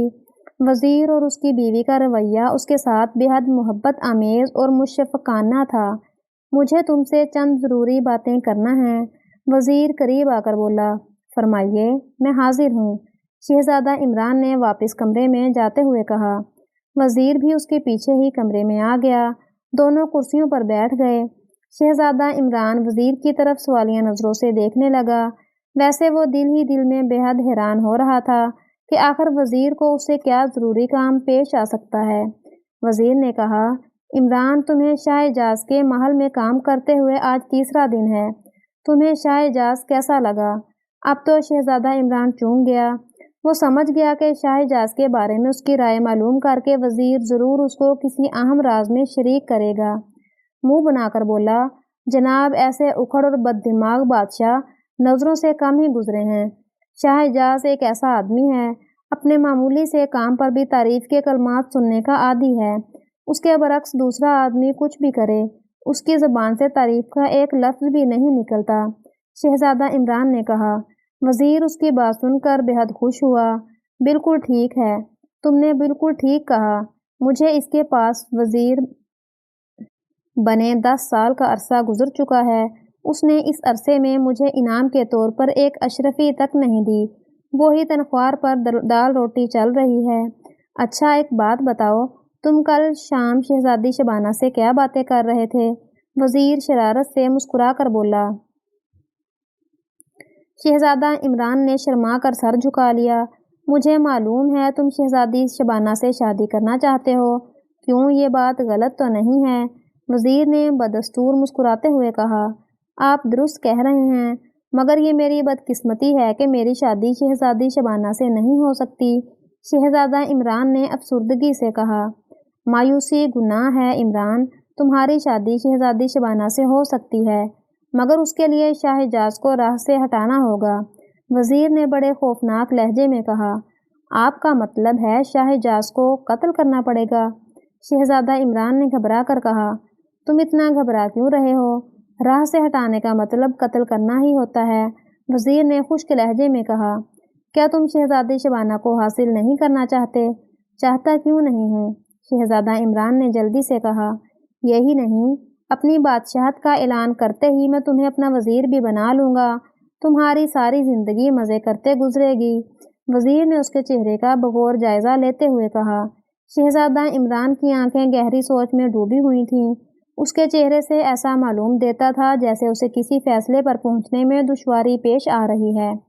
اس نے سوچا، اگر میں نے اسی وقت وزیر کی بات نہ مانی تو ایسا سنہری موقع دوبارہ حاصل نہیں کر سکوں گا۔ اس کا جھوٹ موٹ ساڑ دے کر ہی اس کی سازش بے نقاب ہو سکتی ہے۔ یہ بات سوچ کر اس کا چہرہ چمکنے لگا۔ وہ وزیر سے بولا، میں آپ کی بات ماننے کو تیار ہوں، مگر یہ بھی یاد رکھیے گا کہ اگر شاہ اعجاز کو ان کے محل میں قتل کیا گیا تو آپ کے پھنسنے کا بھی اندیشہ ہے۔ اس لیے کوئی ایسا منصوبہ بنائیں کہ آپ کے پھنسنے کے تمام اندیشے ختم ہو جائیں۔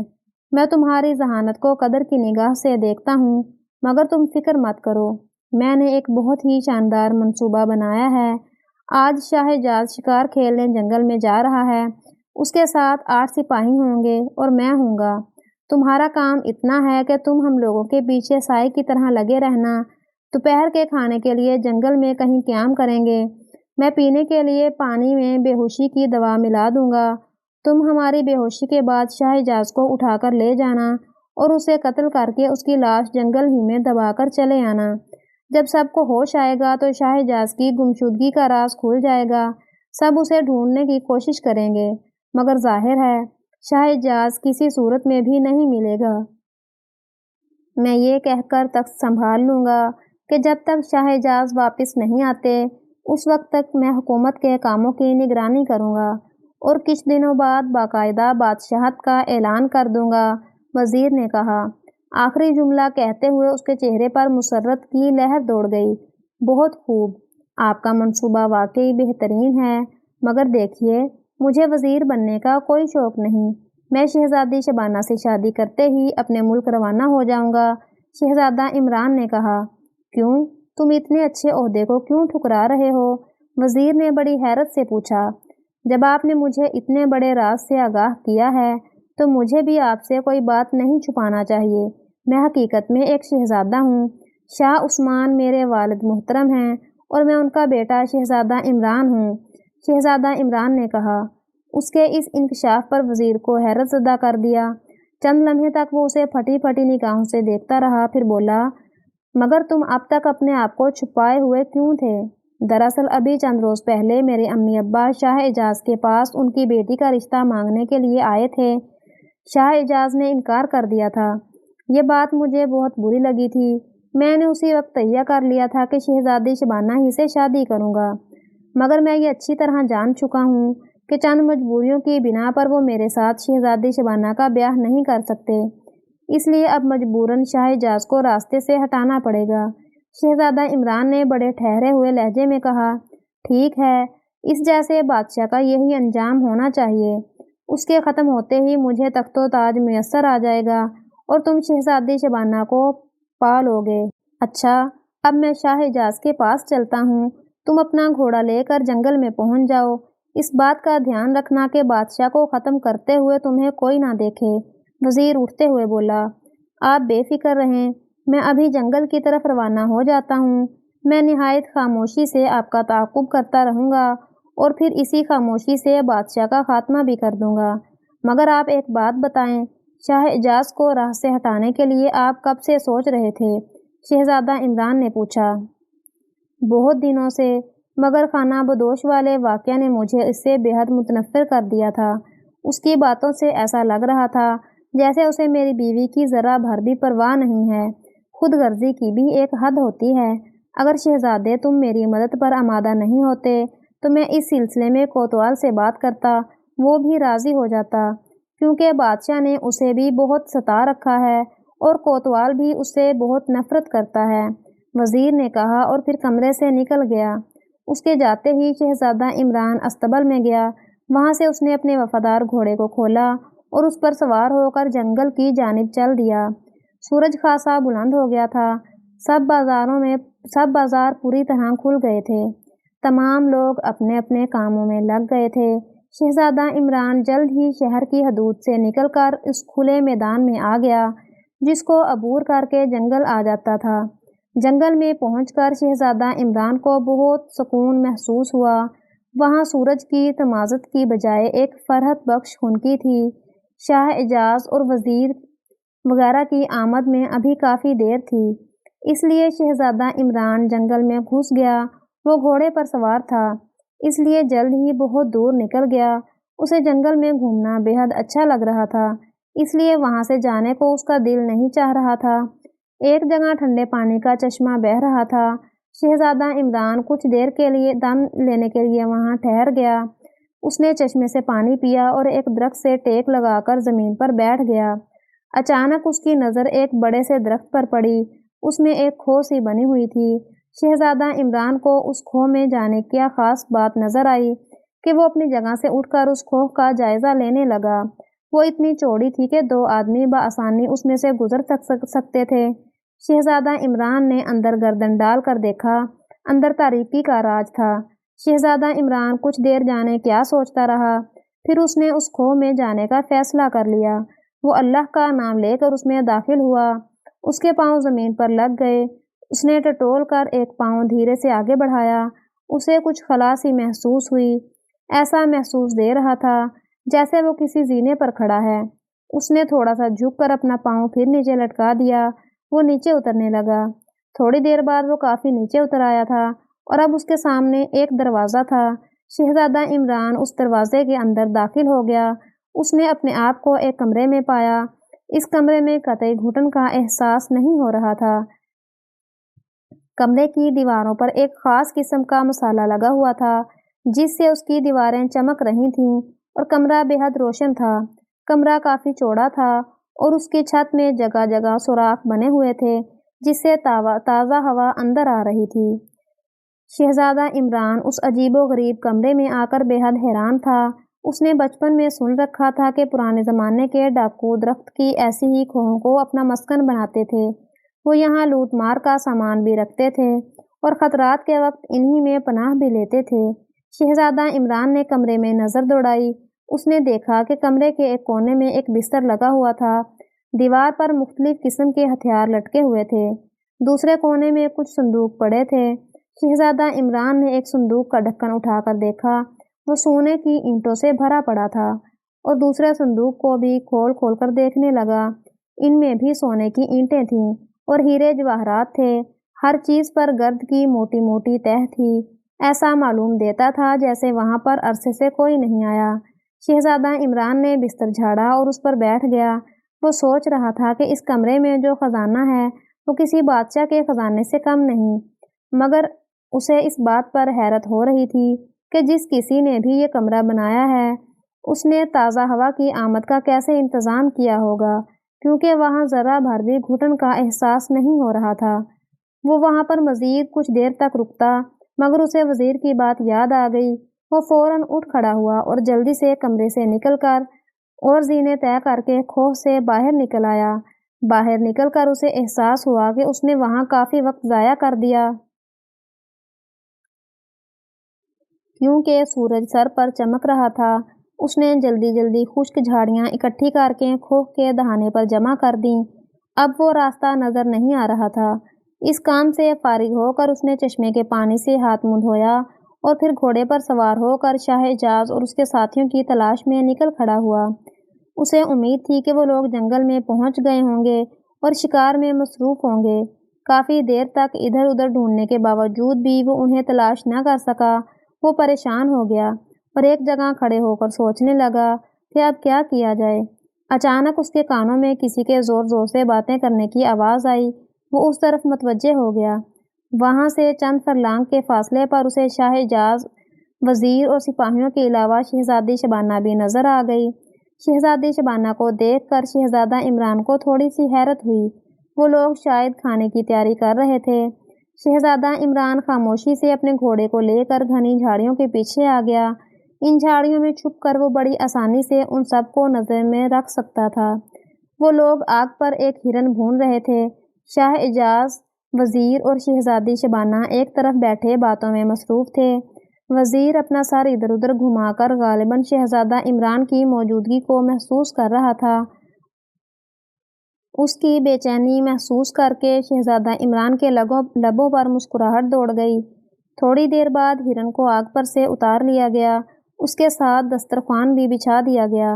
سپاہی دوسری طرف بیٹھ کر کھانا کھا رہے تھے، جبکہ شاہ اعجاز اور وزیر اور شہزادی شبانہ ایک ہی دسترخوان پر بیٹھے ہوئے تھے۔ انہیں کھانا کھاتے دیکھ کر شہزادہ عمران کو بھی بھوک محسوس ہونے لگی۔ وہ انہیں کھانا کھاتا دیکھتا رہا۔ کھانے سے فارغ ہو کر چھاگریں کھولی گئیں اور وہ لوگ پانی پینے لگے۔ پانی پینے کے 5-10 منٹ بعد ہی سب لوگوں نے اونگنا شروع کر دیا اور وہ تمام کے تمام بے ہوش ہو کر وہیں لیٹ گئے۔ شہزادہ عمران چند لمحے تک وہیں بیٹھا رہا، پھر اٹھ کر ان لوگوں کی طرف آیا۔ سب سے پہلے اس نے کھانے کی طرف توجہ دی۔ وہاں پر کافی کچھ بچا تھا جسے شہزادہ عمران نے خوب سیر ہو کر کھایا۔ پھر پانی پینے کے لیے اس نے پاس پڑی ہوئی چھاگل اٹھائی اور منہ سے لگانا ہی چاہتا تھا کہ اسے یاد آ گیا کہ اس پانی میں تو بے ہوشی کی دوا ملی ہوئی ہے۔ اس نے چھاگل کو جلدی سے زمین پر گرا دیا۔ پیٹ بھرا تو اس پر غنودگی سی طاری ہونے لگی۔ وہ کچھ دیر آرام کرنا چاہتا تھا، مگر اس کا موقع نہیں تھا۔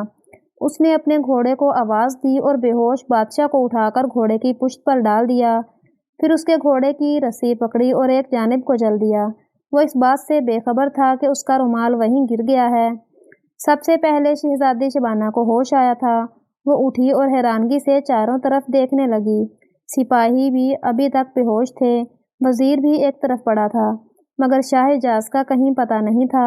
اپنے باپ کو وہاں نہ پا کر وہ گھبرا گئی اور زور زور سے آوازیں دینے لگی۔ اچانک اس کی نظر زمین پر پڑے ہوئے ایک رومال پر پڑی۔ اس نے جھپٹ کر وہ رومال اٹھا لیا۔ آسمانی رنگ کا یہ رومال اس نے شہزادہ عمران کے پاس کل ہی دیکھا تھا۔ شہزادی شبانہ کی آوازوں نے سپاہیوں اور وزیروں کو جگا دیا۔ وہ لوگ آنکھیں ملتے ہوئے اٹھ کر بیٹھ گئے۔ شہزادی شبانہ نے رومال چھپا لیا۔ وزیر نے کہا، تعجب ہے، کھانا کھاتے ہی آنکھ لگ گئی۔ ابا حضور غائب ہیں، جانے کہاں چلے گئے ہیں؟ ویسے یہ نیند کا اثر نہیں تھا، ہم لوگوں کو بے ہوشی کی دوا کھلائی گئی تھی۔ شہزادی شبانہ نے پریشان لہجے میں کہا۔ اچھا؟ وزیر مارے حیرت کے اچھل پڑا۔ بادشاہ سلامت کہاں ہیں؟ وہ چاروں طرف دیکھنے لگا۔ مجھے تو یہ کوئی سازش معلوم دیتی ہے، ہمیں بے ہوش کر کے کوئی انہیں اپنے ساتھ لے گیا ہے۔ شہزادی شبانہ نے فکر مندی سے کہا۔ وزیر کا چہرہ فک ہو گیا، تھوک نگل کر بولا، ہو سکتا ہے کسی کام سے کہیں نکل گئے ہوں، وہ ہم لوگوں کو اس حالت میں چھوڑ کر نہیں جا سکتے تھے۔ شہزادی شبانہ نے بڑے یقین سے کہا۔ آپ بالکل صحیح سمجھ رہی ہیں شہزادی صاحبہ، شہزادہ عمران نے بڑی صاف گوئی سے کہا۔ شہزادی شبانہ کو شاید یہ بات سننے کی توقع نہیں تھی، وہ حیرت سے اسے گھورنے لگی۔ آپ کے ابا جان کو میں نے ہی وہاں بے ہوشی کی حالت میں اٹھایا تھا، اب وہ ایسی جگہ آرام فرما رہے ہیں جہاں یا تو صرف میں جا سکتا ہوں یا پھر موت کا فرشتہ جا سکتا ہے۔ اگر لاکھوں آدمی بھی ان کو تلاش کرنے پر لگا دیے جائیں تو ان کا ملنا محال ہے، اس لیے شہزادی صاحبہ جو کچھ میں کہہ رہا ہوں اسے غور سے سنیے۔ شہزادہ عمران کا لہجہ بالکل ہی بدل گیا تھا۔ اگر آپ اپنے والد محترم کی زندگی چاہتی ہیں تو ان باتوں کو اپنے تک ہی رکھیے گا، دوسری صورت میں آپ کے ابا کی زندگی کی ضمانت نہیں دے سکتا۔ تم تو بہت کمینے شہزادے ہو، شہزادی شبانہ روتے ہوئے بڑے غصے سے بولی۔ مجھ جیسے کمینہ شہزادہ تو آپ کو ڈھونڈنے سے بھی نہیں ملے گا، مگر براہ کرم اپنی زبان کو لگام دیجیے۔ آپ ایک شہزادی ہیں، کسی نان بائی کی لڑکی نہیں ہیں جو ایسی گھٹیا گفتگو کرنے پر تل گئی ہیں۔ شہزادہ عمران خشک لہجے میں بولا، میں ابھی تمہیں گرفتار کروا کے تمہاری حقیقت کھول دیتی ہوں۔ شہزادی شبانہ نے دھمکی دی۔ میں گرفتاری سے نہیں ڈرتا، مگر شاید آپ یہ بات بھول گئی ہیں کہ جس جگہ آپ کے ابا حضور ہیں وہاں صرف میں ہی جا سکتا ہوں یا پھر موت کا فرشتہ۔ اگر آپ نے مجھے قید میں ڈال دیا، میری گردن کٹوا دی یا سولی پر لٹکا دیا تو آپ کے پیارے ابا جان کی خبر گیری کون کرے گا؟ ان کا کھانا لے کر کون جائے گا؟ وہ بیچارے تو مر جائیں گے۔ اس کی اس بات سے شہزادی شبانہ ڈر گئی، بولی، میں نے تم پر اعتماد کر کے شدید غلطی کی تھی، تم بہت مکار شہزادے ہو، تم میرے ابا حضور کو کب رہا کرو گے؟ جب میری اور تمہاری شادی ہو جائے گی۔ شہزادہ عمران ہنس کر بولا۔ شہزادی شبانہ دانت پیس کر بولی، کبھی آئینے میں شکل بھی دیکھی ہے اپنی؟ جی ہاں، روز دیکھتا ہوں، اور یہ سوچ کر کڑتا رہتا ہوں کہ شکل وکل لنگوروں جیسی ہے۔ شہزادہ عمران نے بڑے مزے سے کہا۔ اس کے ہونٹوں پر مسکراہٹ تھی۔ شہزادی اسے گھورتی رہی، پھر اچانک اس کی آنکھوں میں ایک دم سے آنسو آ گئے اور وہ وہیں زمین پر بیٹھ کر سسکیاں بھر کر رونے لگی۔ اسے روتا دیکھ کر شہزادہ عمران پریشان ہو گیا، اس کے پاس بیٹھ کر بولا، پیاری شہزادی مجھے معاف کر دو، تم رونا بند کر دو، میں تمہیں حقیقت سے باخبر کر دوں گا۔ اس کی بات میں جانے کیا جادو تھا کہ شہزادی شبانہ فوراً چپ ہو گئی اور بے بسی سے اسے دیکھنے لگی۔ میں تم سے بہت ساری باتیں کرنا چاہتا ہوں، اپنے کمرے میں چلو، وہیں پر گفتگو ہوگی، شہزادہ عمران نے سنجیدگی سے کہا۔ شہزادی شبانہ خاموشی سے اٹھ کر آگے بڑھ گئی۔ شہزادہ عمران اس کے پیچھے پیچھے آ رہا تھا۔ کمرے میں پہنچ کر شہزادہ عمران بولا، سب سے پہلے تو میں تم سے معافی مانگتا ہوں، میں نے تمہارا بہت دل دکھایا ہے، مجھے تم سے ایسی باتیں نہیں کرنا چاہیے تھیں، ان باتوں کو چھوڑو، تم کیا بتا رہے تھے مجھے؟ شہزادی شبانہ بے تابی سے بولی اور اپنے آنسو پونچھنے لگی۔ یہ ایک بہت ہی لمبی کہانی ہے، دراصل تمہارے ابا امی نے تمہیں اس حقیقت سے بے خبر رکھا ہے کہ جس روز تمہاری شادی ہوگی اس دن اس ملک کے بادشاہ یعنی تمہارے ابا وفات پا جائیں گے۔ شہزادہ عمران نے کہنا شروع کیا۔ نہیں، شہزادی شبانہ گھبرا کر بولی، اس نہیں کا تو سوال ہی پیدا نہیں ہوتا، پورے 48 نجومیوں نے اس بات کی تصدیق کی ہے۔ شہزادہ عمران سر ہلا کر بولا، تمہیں یہ بات معلوم تھی، تم پھر بھی مجھ سے شادی کرنا چاہتے تھے؟ شہزادی شبانہ آنکھیں نکال کر بولی، تمہیں میرے ابا حضور سے ہمدردی نہیں ہے؟ دیکھو شہزادی، مجھ سے یوں آنکھیں نکال کر بات کرنا بند کرو، زیادہ ڈانٹ پھٹکار سن کر میں رونے لگتا ہوں اور پھر تمہاری طرح بہت جلدی چپ نہیں ہو جاتا، میرا رونا کئی دن تک چلتا ہے۔ بہرحال تمہارا یہ کہنا قطعی غلط ہے کہ مجھے تمہارے ابا سے ہمدردی نہیں ہے، تم میری پوری بات تو نہیں سن رہی ہو، بیچ بیچ میں بول پڑتی ہو اور میں بھول جاتا ہوں کہ کیا کہہ رہا تھا۔ شہزادہ عمران نے منہ بنا کر کہا، اچھا اب میں بیچ میں نہیں بولوں گی، تم کہو۔ شہزادی شبانہ نے کہا، جب میری امی حضور نے مجھے یہ کہانی سنائی کہ تمہاری شادی شاہ اعجاز اس وجہ سے نہیں کر سکتے کہ میں نے تمہارے ملک میں آنے کی ٹھانی، میں یہاں کے حالات کا جائزہ لینا چاہتا تھا۔ اس دوران ایک اتفاقی حادثے کے سبب میری ملاقات وزیر اور اس کی بیوی سے ہو گئی۔ وزیر آپ کے ابا جان سے بے حد نالاں تھا، پھر اسے دل میں تخت و تاج کی ہوس بھی تھی، اس لیے اس نے مجھے اپنے اس منصوبے میں شامل کر لیا کہ تم بادشاہ کو جنگل میں بے ہوشی کے عالم میں اٹھا کر کہیں لے جا کر قتل کر دینا، اس کے عوض میں تمہاری شادی شہزادی شبانہ سے کر دوں گا۔ میں نے حامی بھر لی، لیکن میں ایک نرم دل شہزادہ ہوں، بادشاہ سلامت کو قتل تو نہیں کیا ہے، مگر انہیں ایک بڑی محفوظ سی جگہ پر بند ضرور کر آیا ہوں۔ شہزادہ عمران نے بڑے مزے سے بتایا۔ خدا غارت کرے اس نمک حرام وزیر کو، شہزادی شبانہ دانت پیس کر بولی، اور شہزادہ عمران تم بھی اس بدبخت کا ساتھ دے رہے ہو۔ تم کو تو میں اتنا کم عقل نہیں سمجھتا تھا شہزادی۔ شہزادہ عمران بھنا کر بولا، ارے بھائی، وزیر کو باقاعدہ تاج پوشی تو کرنے دو، اس کے بادشاہ بنتے ہی میں تم سے شادی کر لوں گا، پھر نہ تلوار کی ضرورت پڑے گی نہ تیر کی، وزیر خود بخود مر جائے گا۔ تم شاید بھولنے کی عادت میں مبتلا ہو، تمہیں میں نے ابھی بتایا نہیں تھا کہ جس روز تمہاری شادی ہوگی اس روز اس ملک کا بادشاہ مر جائے گا۔ شہزادہ عمران نے اسے یاد دلاتے ہوئے کہا، مگر تم نے اس کے ساتھ میرے ابا جان کا بھی تو نام لیا تھا۔ شہزادی نے کچھ سوچ کر کہا، اگر وہی اس ملک کے بادشاہ ہوتے تو ان کی موت یقینی تھی، مگر اب تخت و تاج تو وزیر کو مل رہا ہے۔ شہزادہ عمران بولا، وزیر بہت بے رحم اور احسان فراموش انسان ہے، اسے اس کی سزا تو ملنا ہی چاہیے۔ شہزادی کی سمجھ میں سب باتیں خوب اچھی طرح آ گئی تھیں، وہ خوشی سے بھرپور لہجے میں بولی، شہزادے عمران، میں تمہاری ذہانت کی داد دیتی ہوں، تم نے بڑی چالاکی سے یہ سب منصوبہ ترتیب دیا ہے۔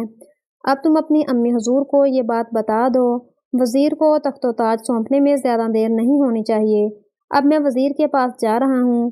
شہزادہ عمران نے شہزادی شبانہ کے کمرے سے نکلتے ہوئے کہا۔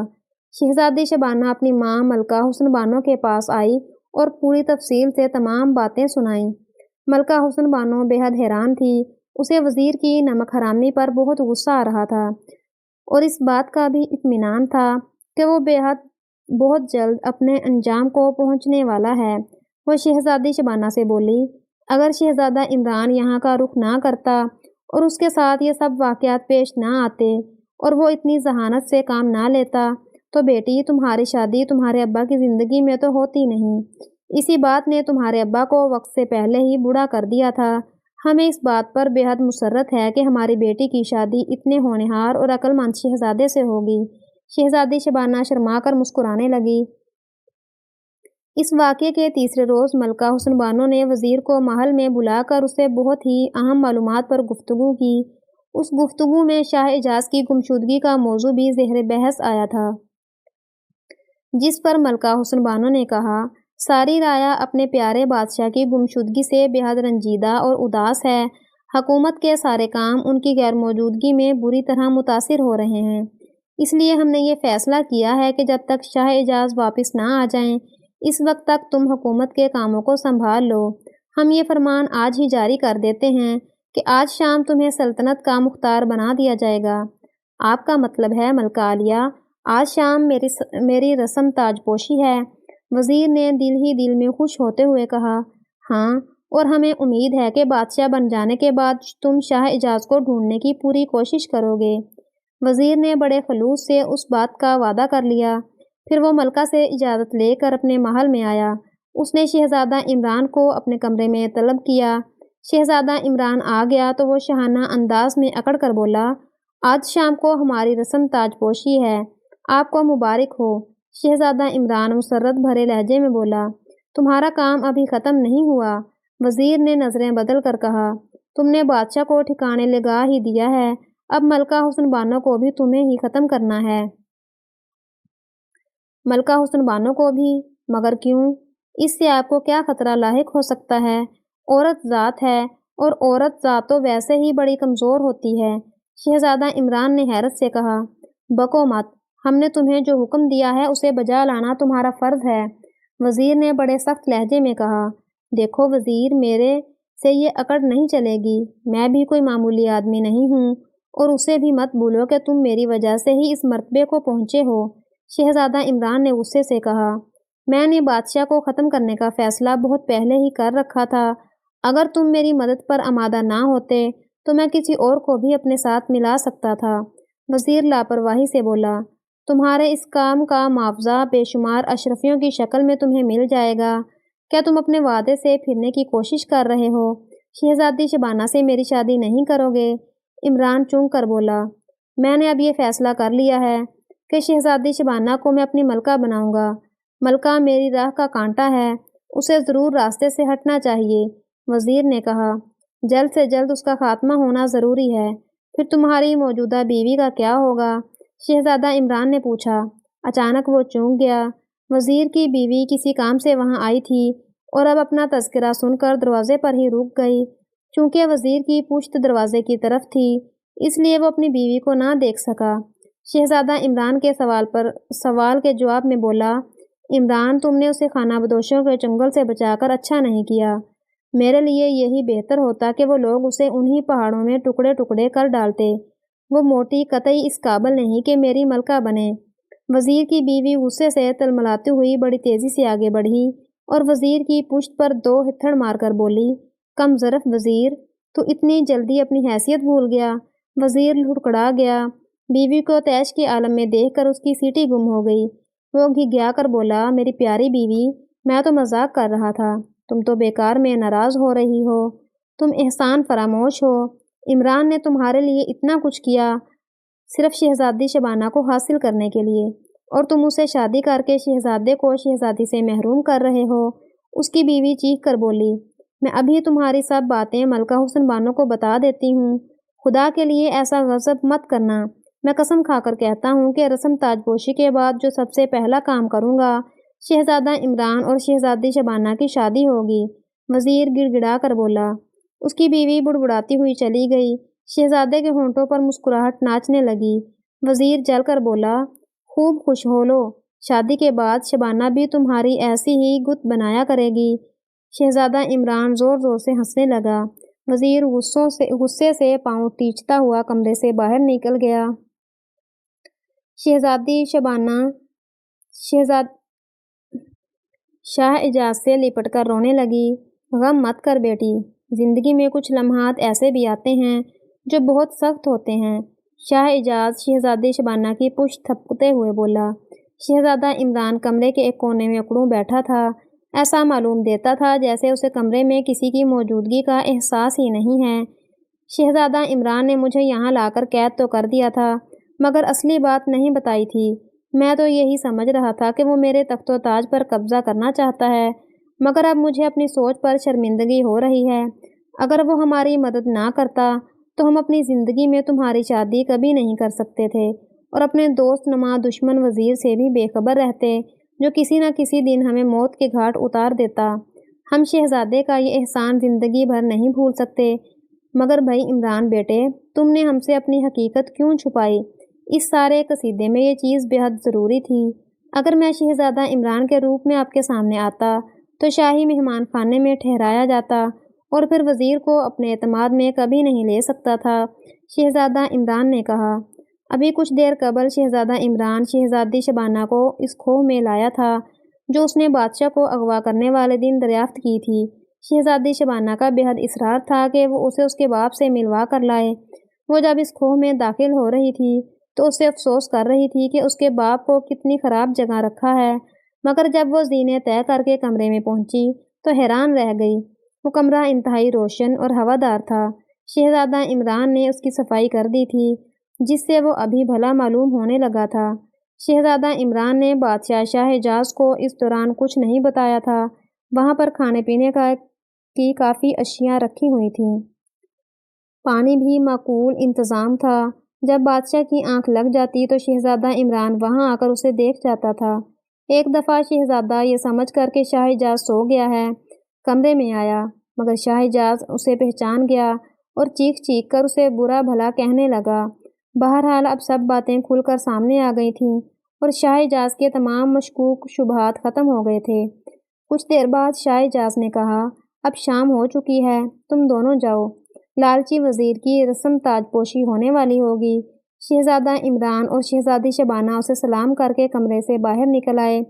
اب باہر سے کنڈی بند کرنے کی ضرورت نہیں تھی، وہ دونوں کھو سے باہر آ گئے اور پھر گھوڑے پر سوار ہو کر محل کی جانب چل دیے۔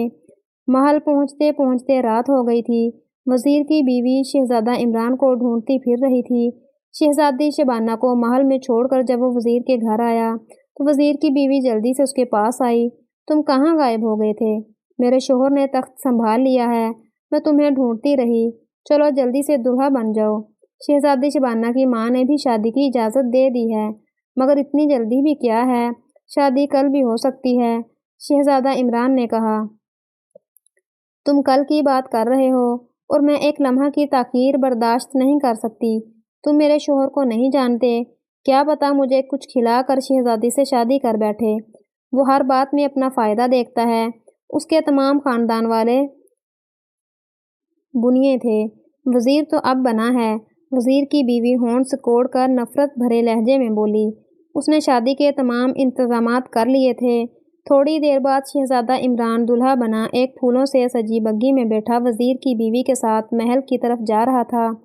راستے میں لوگوں کا ایک ہجوم تھا جو اپنی شہزادی کی شادی کا سن کر دلہا کو ایک نظر دیکھنے کے لیے جمع تھا۔ وہ لوگ شہزادہ عمران پر پھول برسا رہے تھے۔ میں نے ملکہ حسن بانو سے کہہ کر شہزادی شبانہ کی شادی کا بھی رسم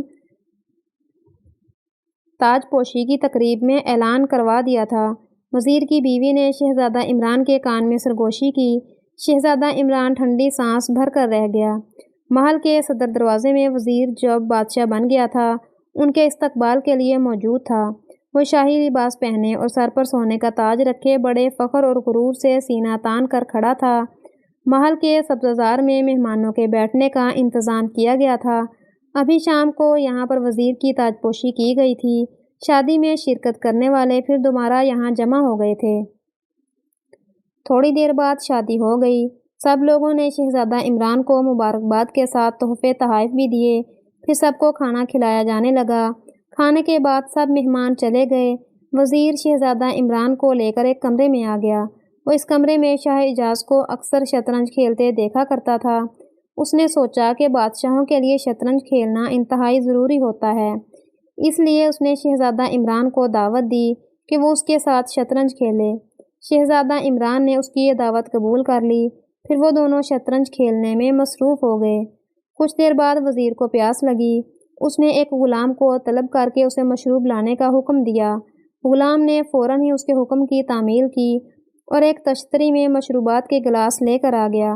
وزیر کا دھیان کھیل کی طرف تھا۔ اس نے بغیر دیکھے تشتری کی طرف ہاتھ بڑھایا۔ غلام کی نظریں شطرنج پر لگی تھیں، اس لیے وہ بھی نہ دیکھ سکا کہ وزیر کے ہاتھ سے ٹکرا کر ایک گلاس گرنے والا ہے۔ گلاس گر گیا اور تمام مشروب وزیر کے کپڑوں پر گر گیا۔ وزیر غصے سے بھنا کر کھڑا ہو گیا اور منہ سے اول پول بکتے ہوئے غلام کے چہرے پر ایک ہاتھ جڑ دیا۔ غلام ایک طاقتور سیاہ فام نوجوان تھا۔ اس کا سیاہ چہرہ غصے سے اور سیاہ ہو گیا۔ اس نے تشتری کو زمین پر پھینکا اور اپنا طاقتور مکہ پوری قوت سے وزیر کی گردن پر دے مارا۔ مکہ پڑتے ہی ہڈی ٹوٹنے کی آواز آئی اور وزیر کے منہ سے کوئی آواز نہیں نکلی۔ وہ بغیر آواز نکالے زمین پر گر گیا۔ شام سے اسے اس سور کے بچے نے مجھے یہ 9واں تھپڑ مارا ہے، غلام نے اپنا گال سہلاتے ہوئے کہا۔ کہاں تک اپنے گال کو سہلاتا رہوں گا، یہ کہہ کر وہ کمرے کی کھڑکی کی طرف بڑھا اور اس میں سے باہر تاریکی میں کود گیا۔ وہ دونوں لڑکیاں جو وزیر کو مور کے پروں کا بنا پنکھا جل رہی تھیں، چیختی ہوئی باہر کی جانب بھاگیں۔ پھر لمحہ بھر میں یہ خبر پورے محل میں پھیل گئی کہ ایک غلام نے اپنے نئے بادشاہ کا خون کر دیا ہے۔ سب لوگ محل کے اس کمرے میں جمع ہو گئے۔ شہزادہ عمران نے مختصراً انہیں پورا واقعہ سنایا اور کمرے سے نکل گیا۔ استبل سے اس نے اپنا گھوڑا لیا اور شاہ اعجاز کو لینے کے لیے جنگل کی طرف روانہ ہو گیا۔ شاہ اعجاز کی اچانک آمد نے سب کو حیرت امیز خوشی میں مبتلا کر دیا۔ رات زیادہ ہو گئی تھی، اس لیے یہ خبر محل سے نکل کر لوگوں تک نہ پہنچ سکی۔ دوسرے دن بادشاہ نے ایک فرمان جاری کیا جس میں اپنی واپسی اور وزیر کی حادثاتی موت کا ذکر کیا۔ اس کے ساتھ ہی دوپہر کو محل کے باہر والے میدان میں رایا سے خطاب کرنے کا اعلان بھی کر دیا۔ اس کی واپسی نے پورے ملک میں خوشی کی لہر دوڑا دی تھی۔ تمام لوگ اپنے عزیز بادشاہ کی باتیں سننے کے لیے جوک در جوک محل کی طرف آنا شروع ہو گئے۔ دوپہر کو بادشاہ نے انہیں گمشدگی کی ایک فرضی کہانی سنا دی۔ اس نے کہا تھا کہ شکار کے دوران اسے کچھ جنگلی پکڑ کر لے گئے تھے اور موقع ملتے ہی وہ وہاں سے فرار ہو کر یہاں پہنچ گیا۔ اس خوشی میں شاہ اعجاز نے وہاں آنے والوں کو 500 اشرفیاں دیں۔ اس کے ساتھ ہی ملک میں 3 روز کی عام تعطیل کا اعلان کر دیا گیا۔ تمام لوگ خوش خوش اپنے گھروں کو لوٹ گئے۔ وزیر کی بیوی کو شہزادہ عمران کی چالاکی کا علم ہو گیا تھا، اس لیے وہ اپنے محل سے تمام قیمتی چیزیں لے کر نہ جانے کہاں غائب ہو گئیں۔ شہزادہ عمران کو وزیر کی زبانی پتہ چل چکا تھا کہ شہر کا کوتوال بادشاہ کے خلاف ہے، اس لیے اسے بھی نوکری سے برخاست کر کے ملک بدر کر دیا گیا۔ شہزادہ عمران کی ہدایت پر جنگل کے اس بڑے درخت کے کمرے میں سے وہ تمام خزانہ بھی منگوا لیا گیا تھا جہاں اتنے روز تک شاہ اعجاز نے قیام کیا تھا۔ ان تمام کاموں سے فارغ ہو کر شہزادہ عمران نے اطمینان کا سانس لیا۔ اس نے اپنے محل کی یاد ستانے لگی تھی جہاں اس کی پیاری امی اور پیارے ابا اس کے منتظر تھے۔ اس نے اپنی اس خواہش کا اظہار شاہ اعجاز سے کیا۔ شاہ اعجاز تو اس بات پر مصر تھا کہ اسے کچھ روز یہاں قیام کرنا چاہیے، مگر پھر شہزادہ عمران کی ضد کے آگے اس نے ہتھیار ڈال دیے۔ اگلے دن شہزادہ عمران اپنی بیوی شہزادی شبانہ کو لے کر اپنے ملک کی طرف روانہ ہو گیا۔ بادشاہ نے اس کے انکار کے باوجود جنگل سے ملنے والا تمام خزانہ اس کے ساتھ ہی کر دیا تھا۔ اس نے ان کی حفاظت کے لیے 100 سپاہی بھی ان کے ساتھ کر دیے تھے۔ 4 روز کے مسلسل سفر کے دوران شہزادہ عمران اپنے ملک میں پہنچ گیا۔ اس کی آمد کی اطلاع سن کر بادشاہ اور ملکہ دوڑے دوڑے آئے۔ شہزادہ عمران اپنی ماں سے لپٹ گیا۔ شہزادی شبانہ سونے کی تاروں والی چادر اوڑھے کھڑی تھی اور اس کا چہرہ نظر نہیں آتا تھا۔ شہزادہ عمران نے کہا، امی حضور، یہ آپ کی بہو ہے۔ ملکہ نے آگے بڑھ کر شہزادی شبانہ کا چہرہ دیکھا اور حیران رہ گئی۔ وہ سوالیہ نظروں سے شہزادہ عمران کو دیکھنے لگی۔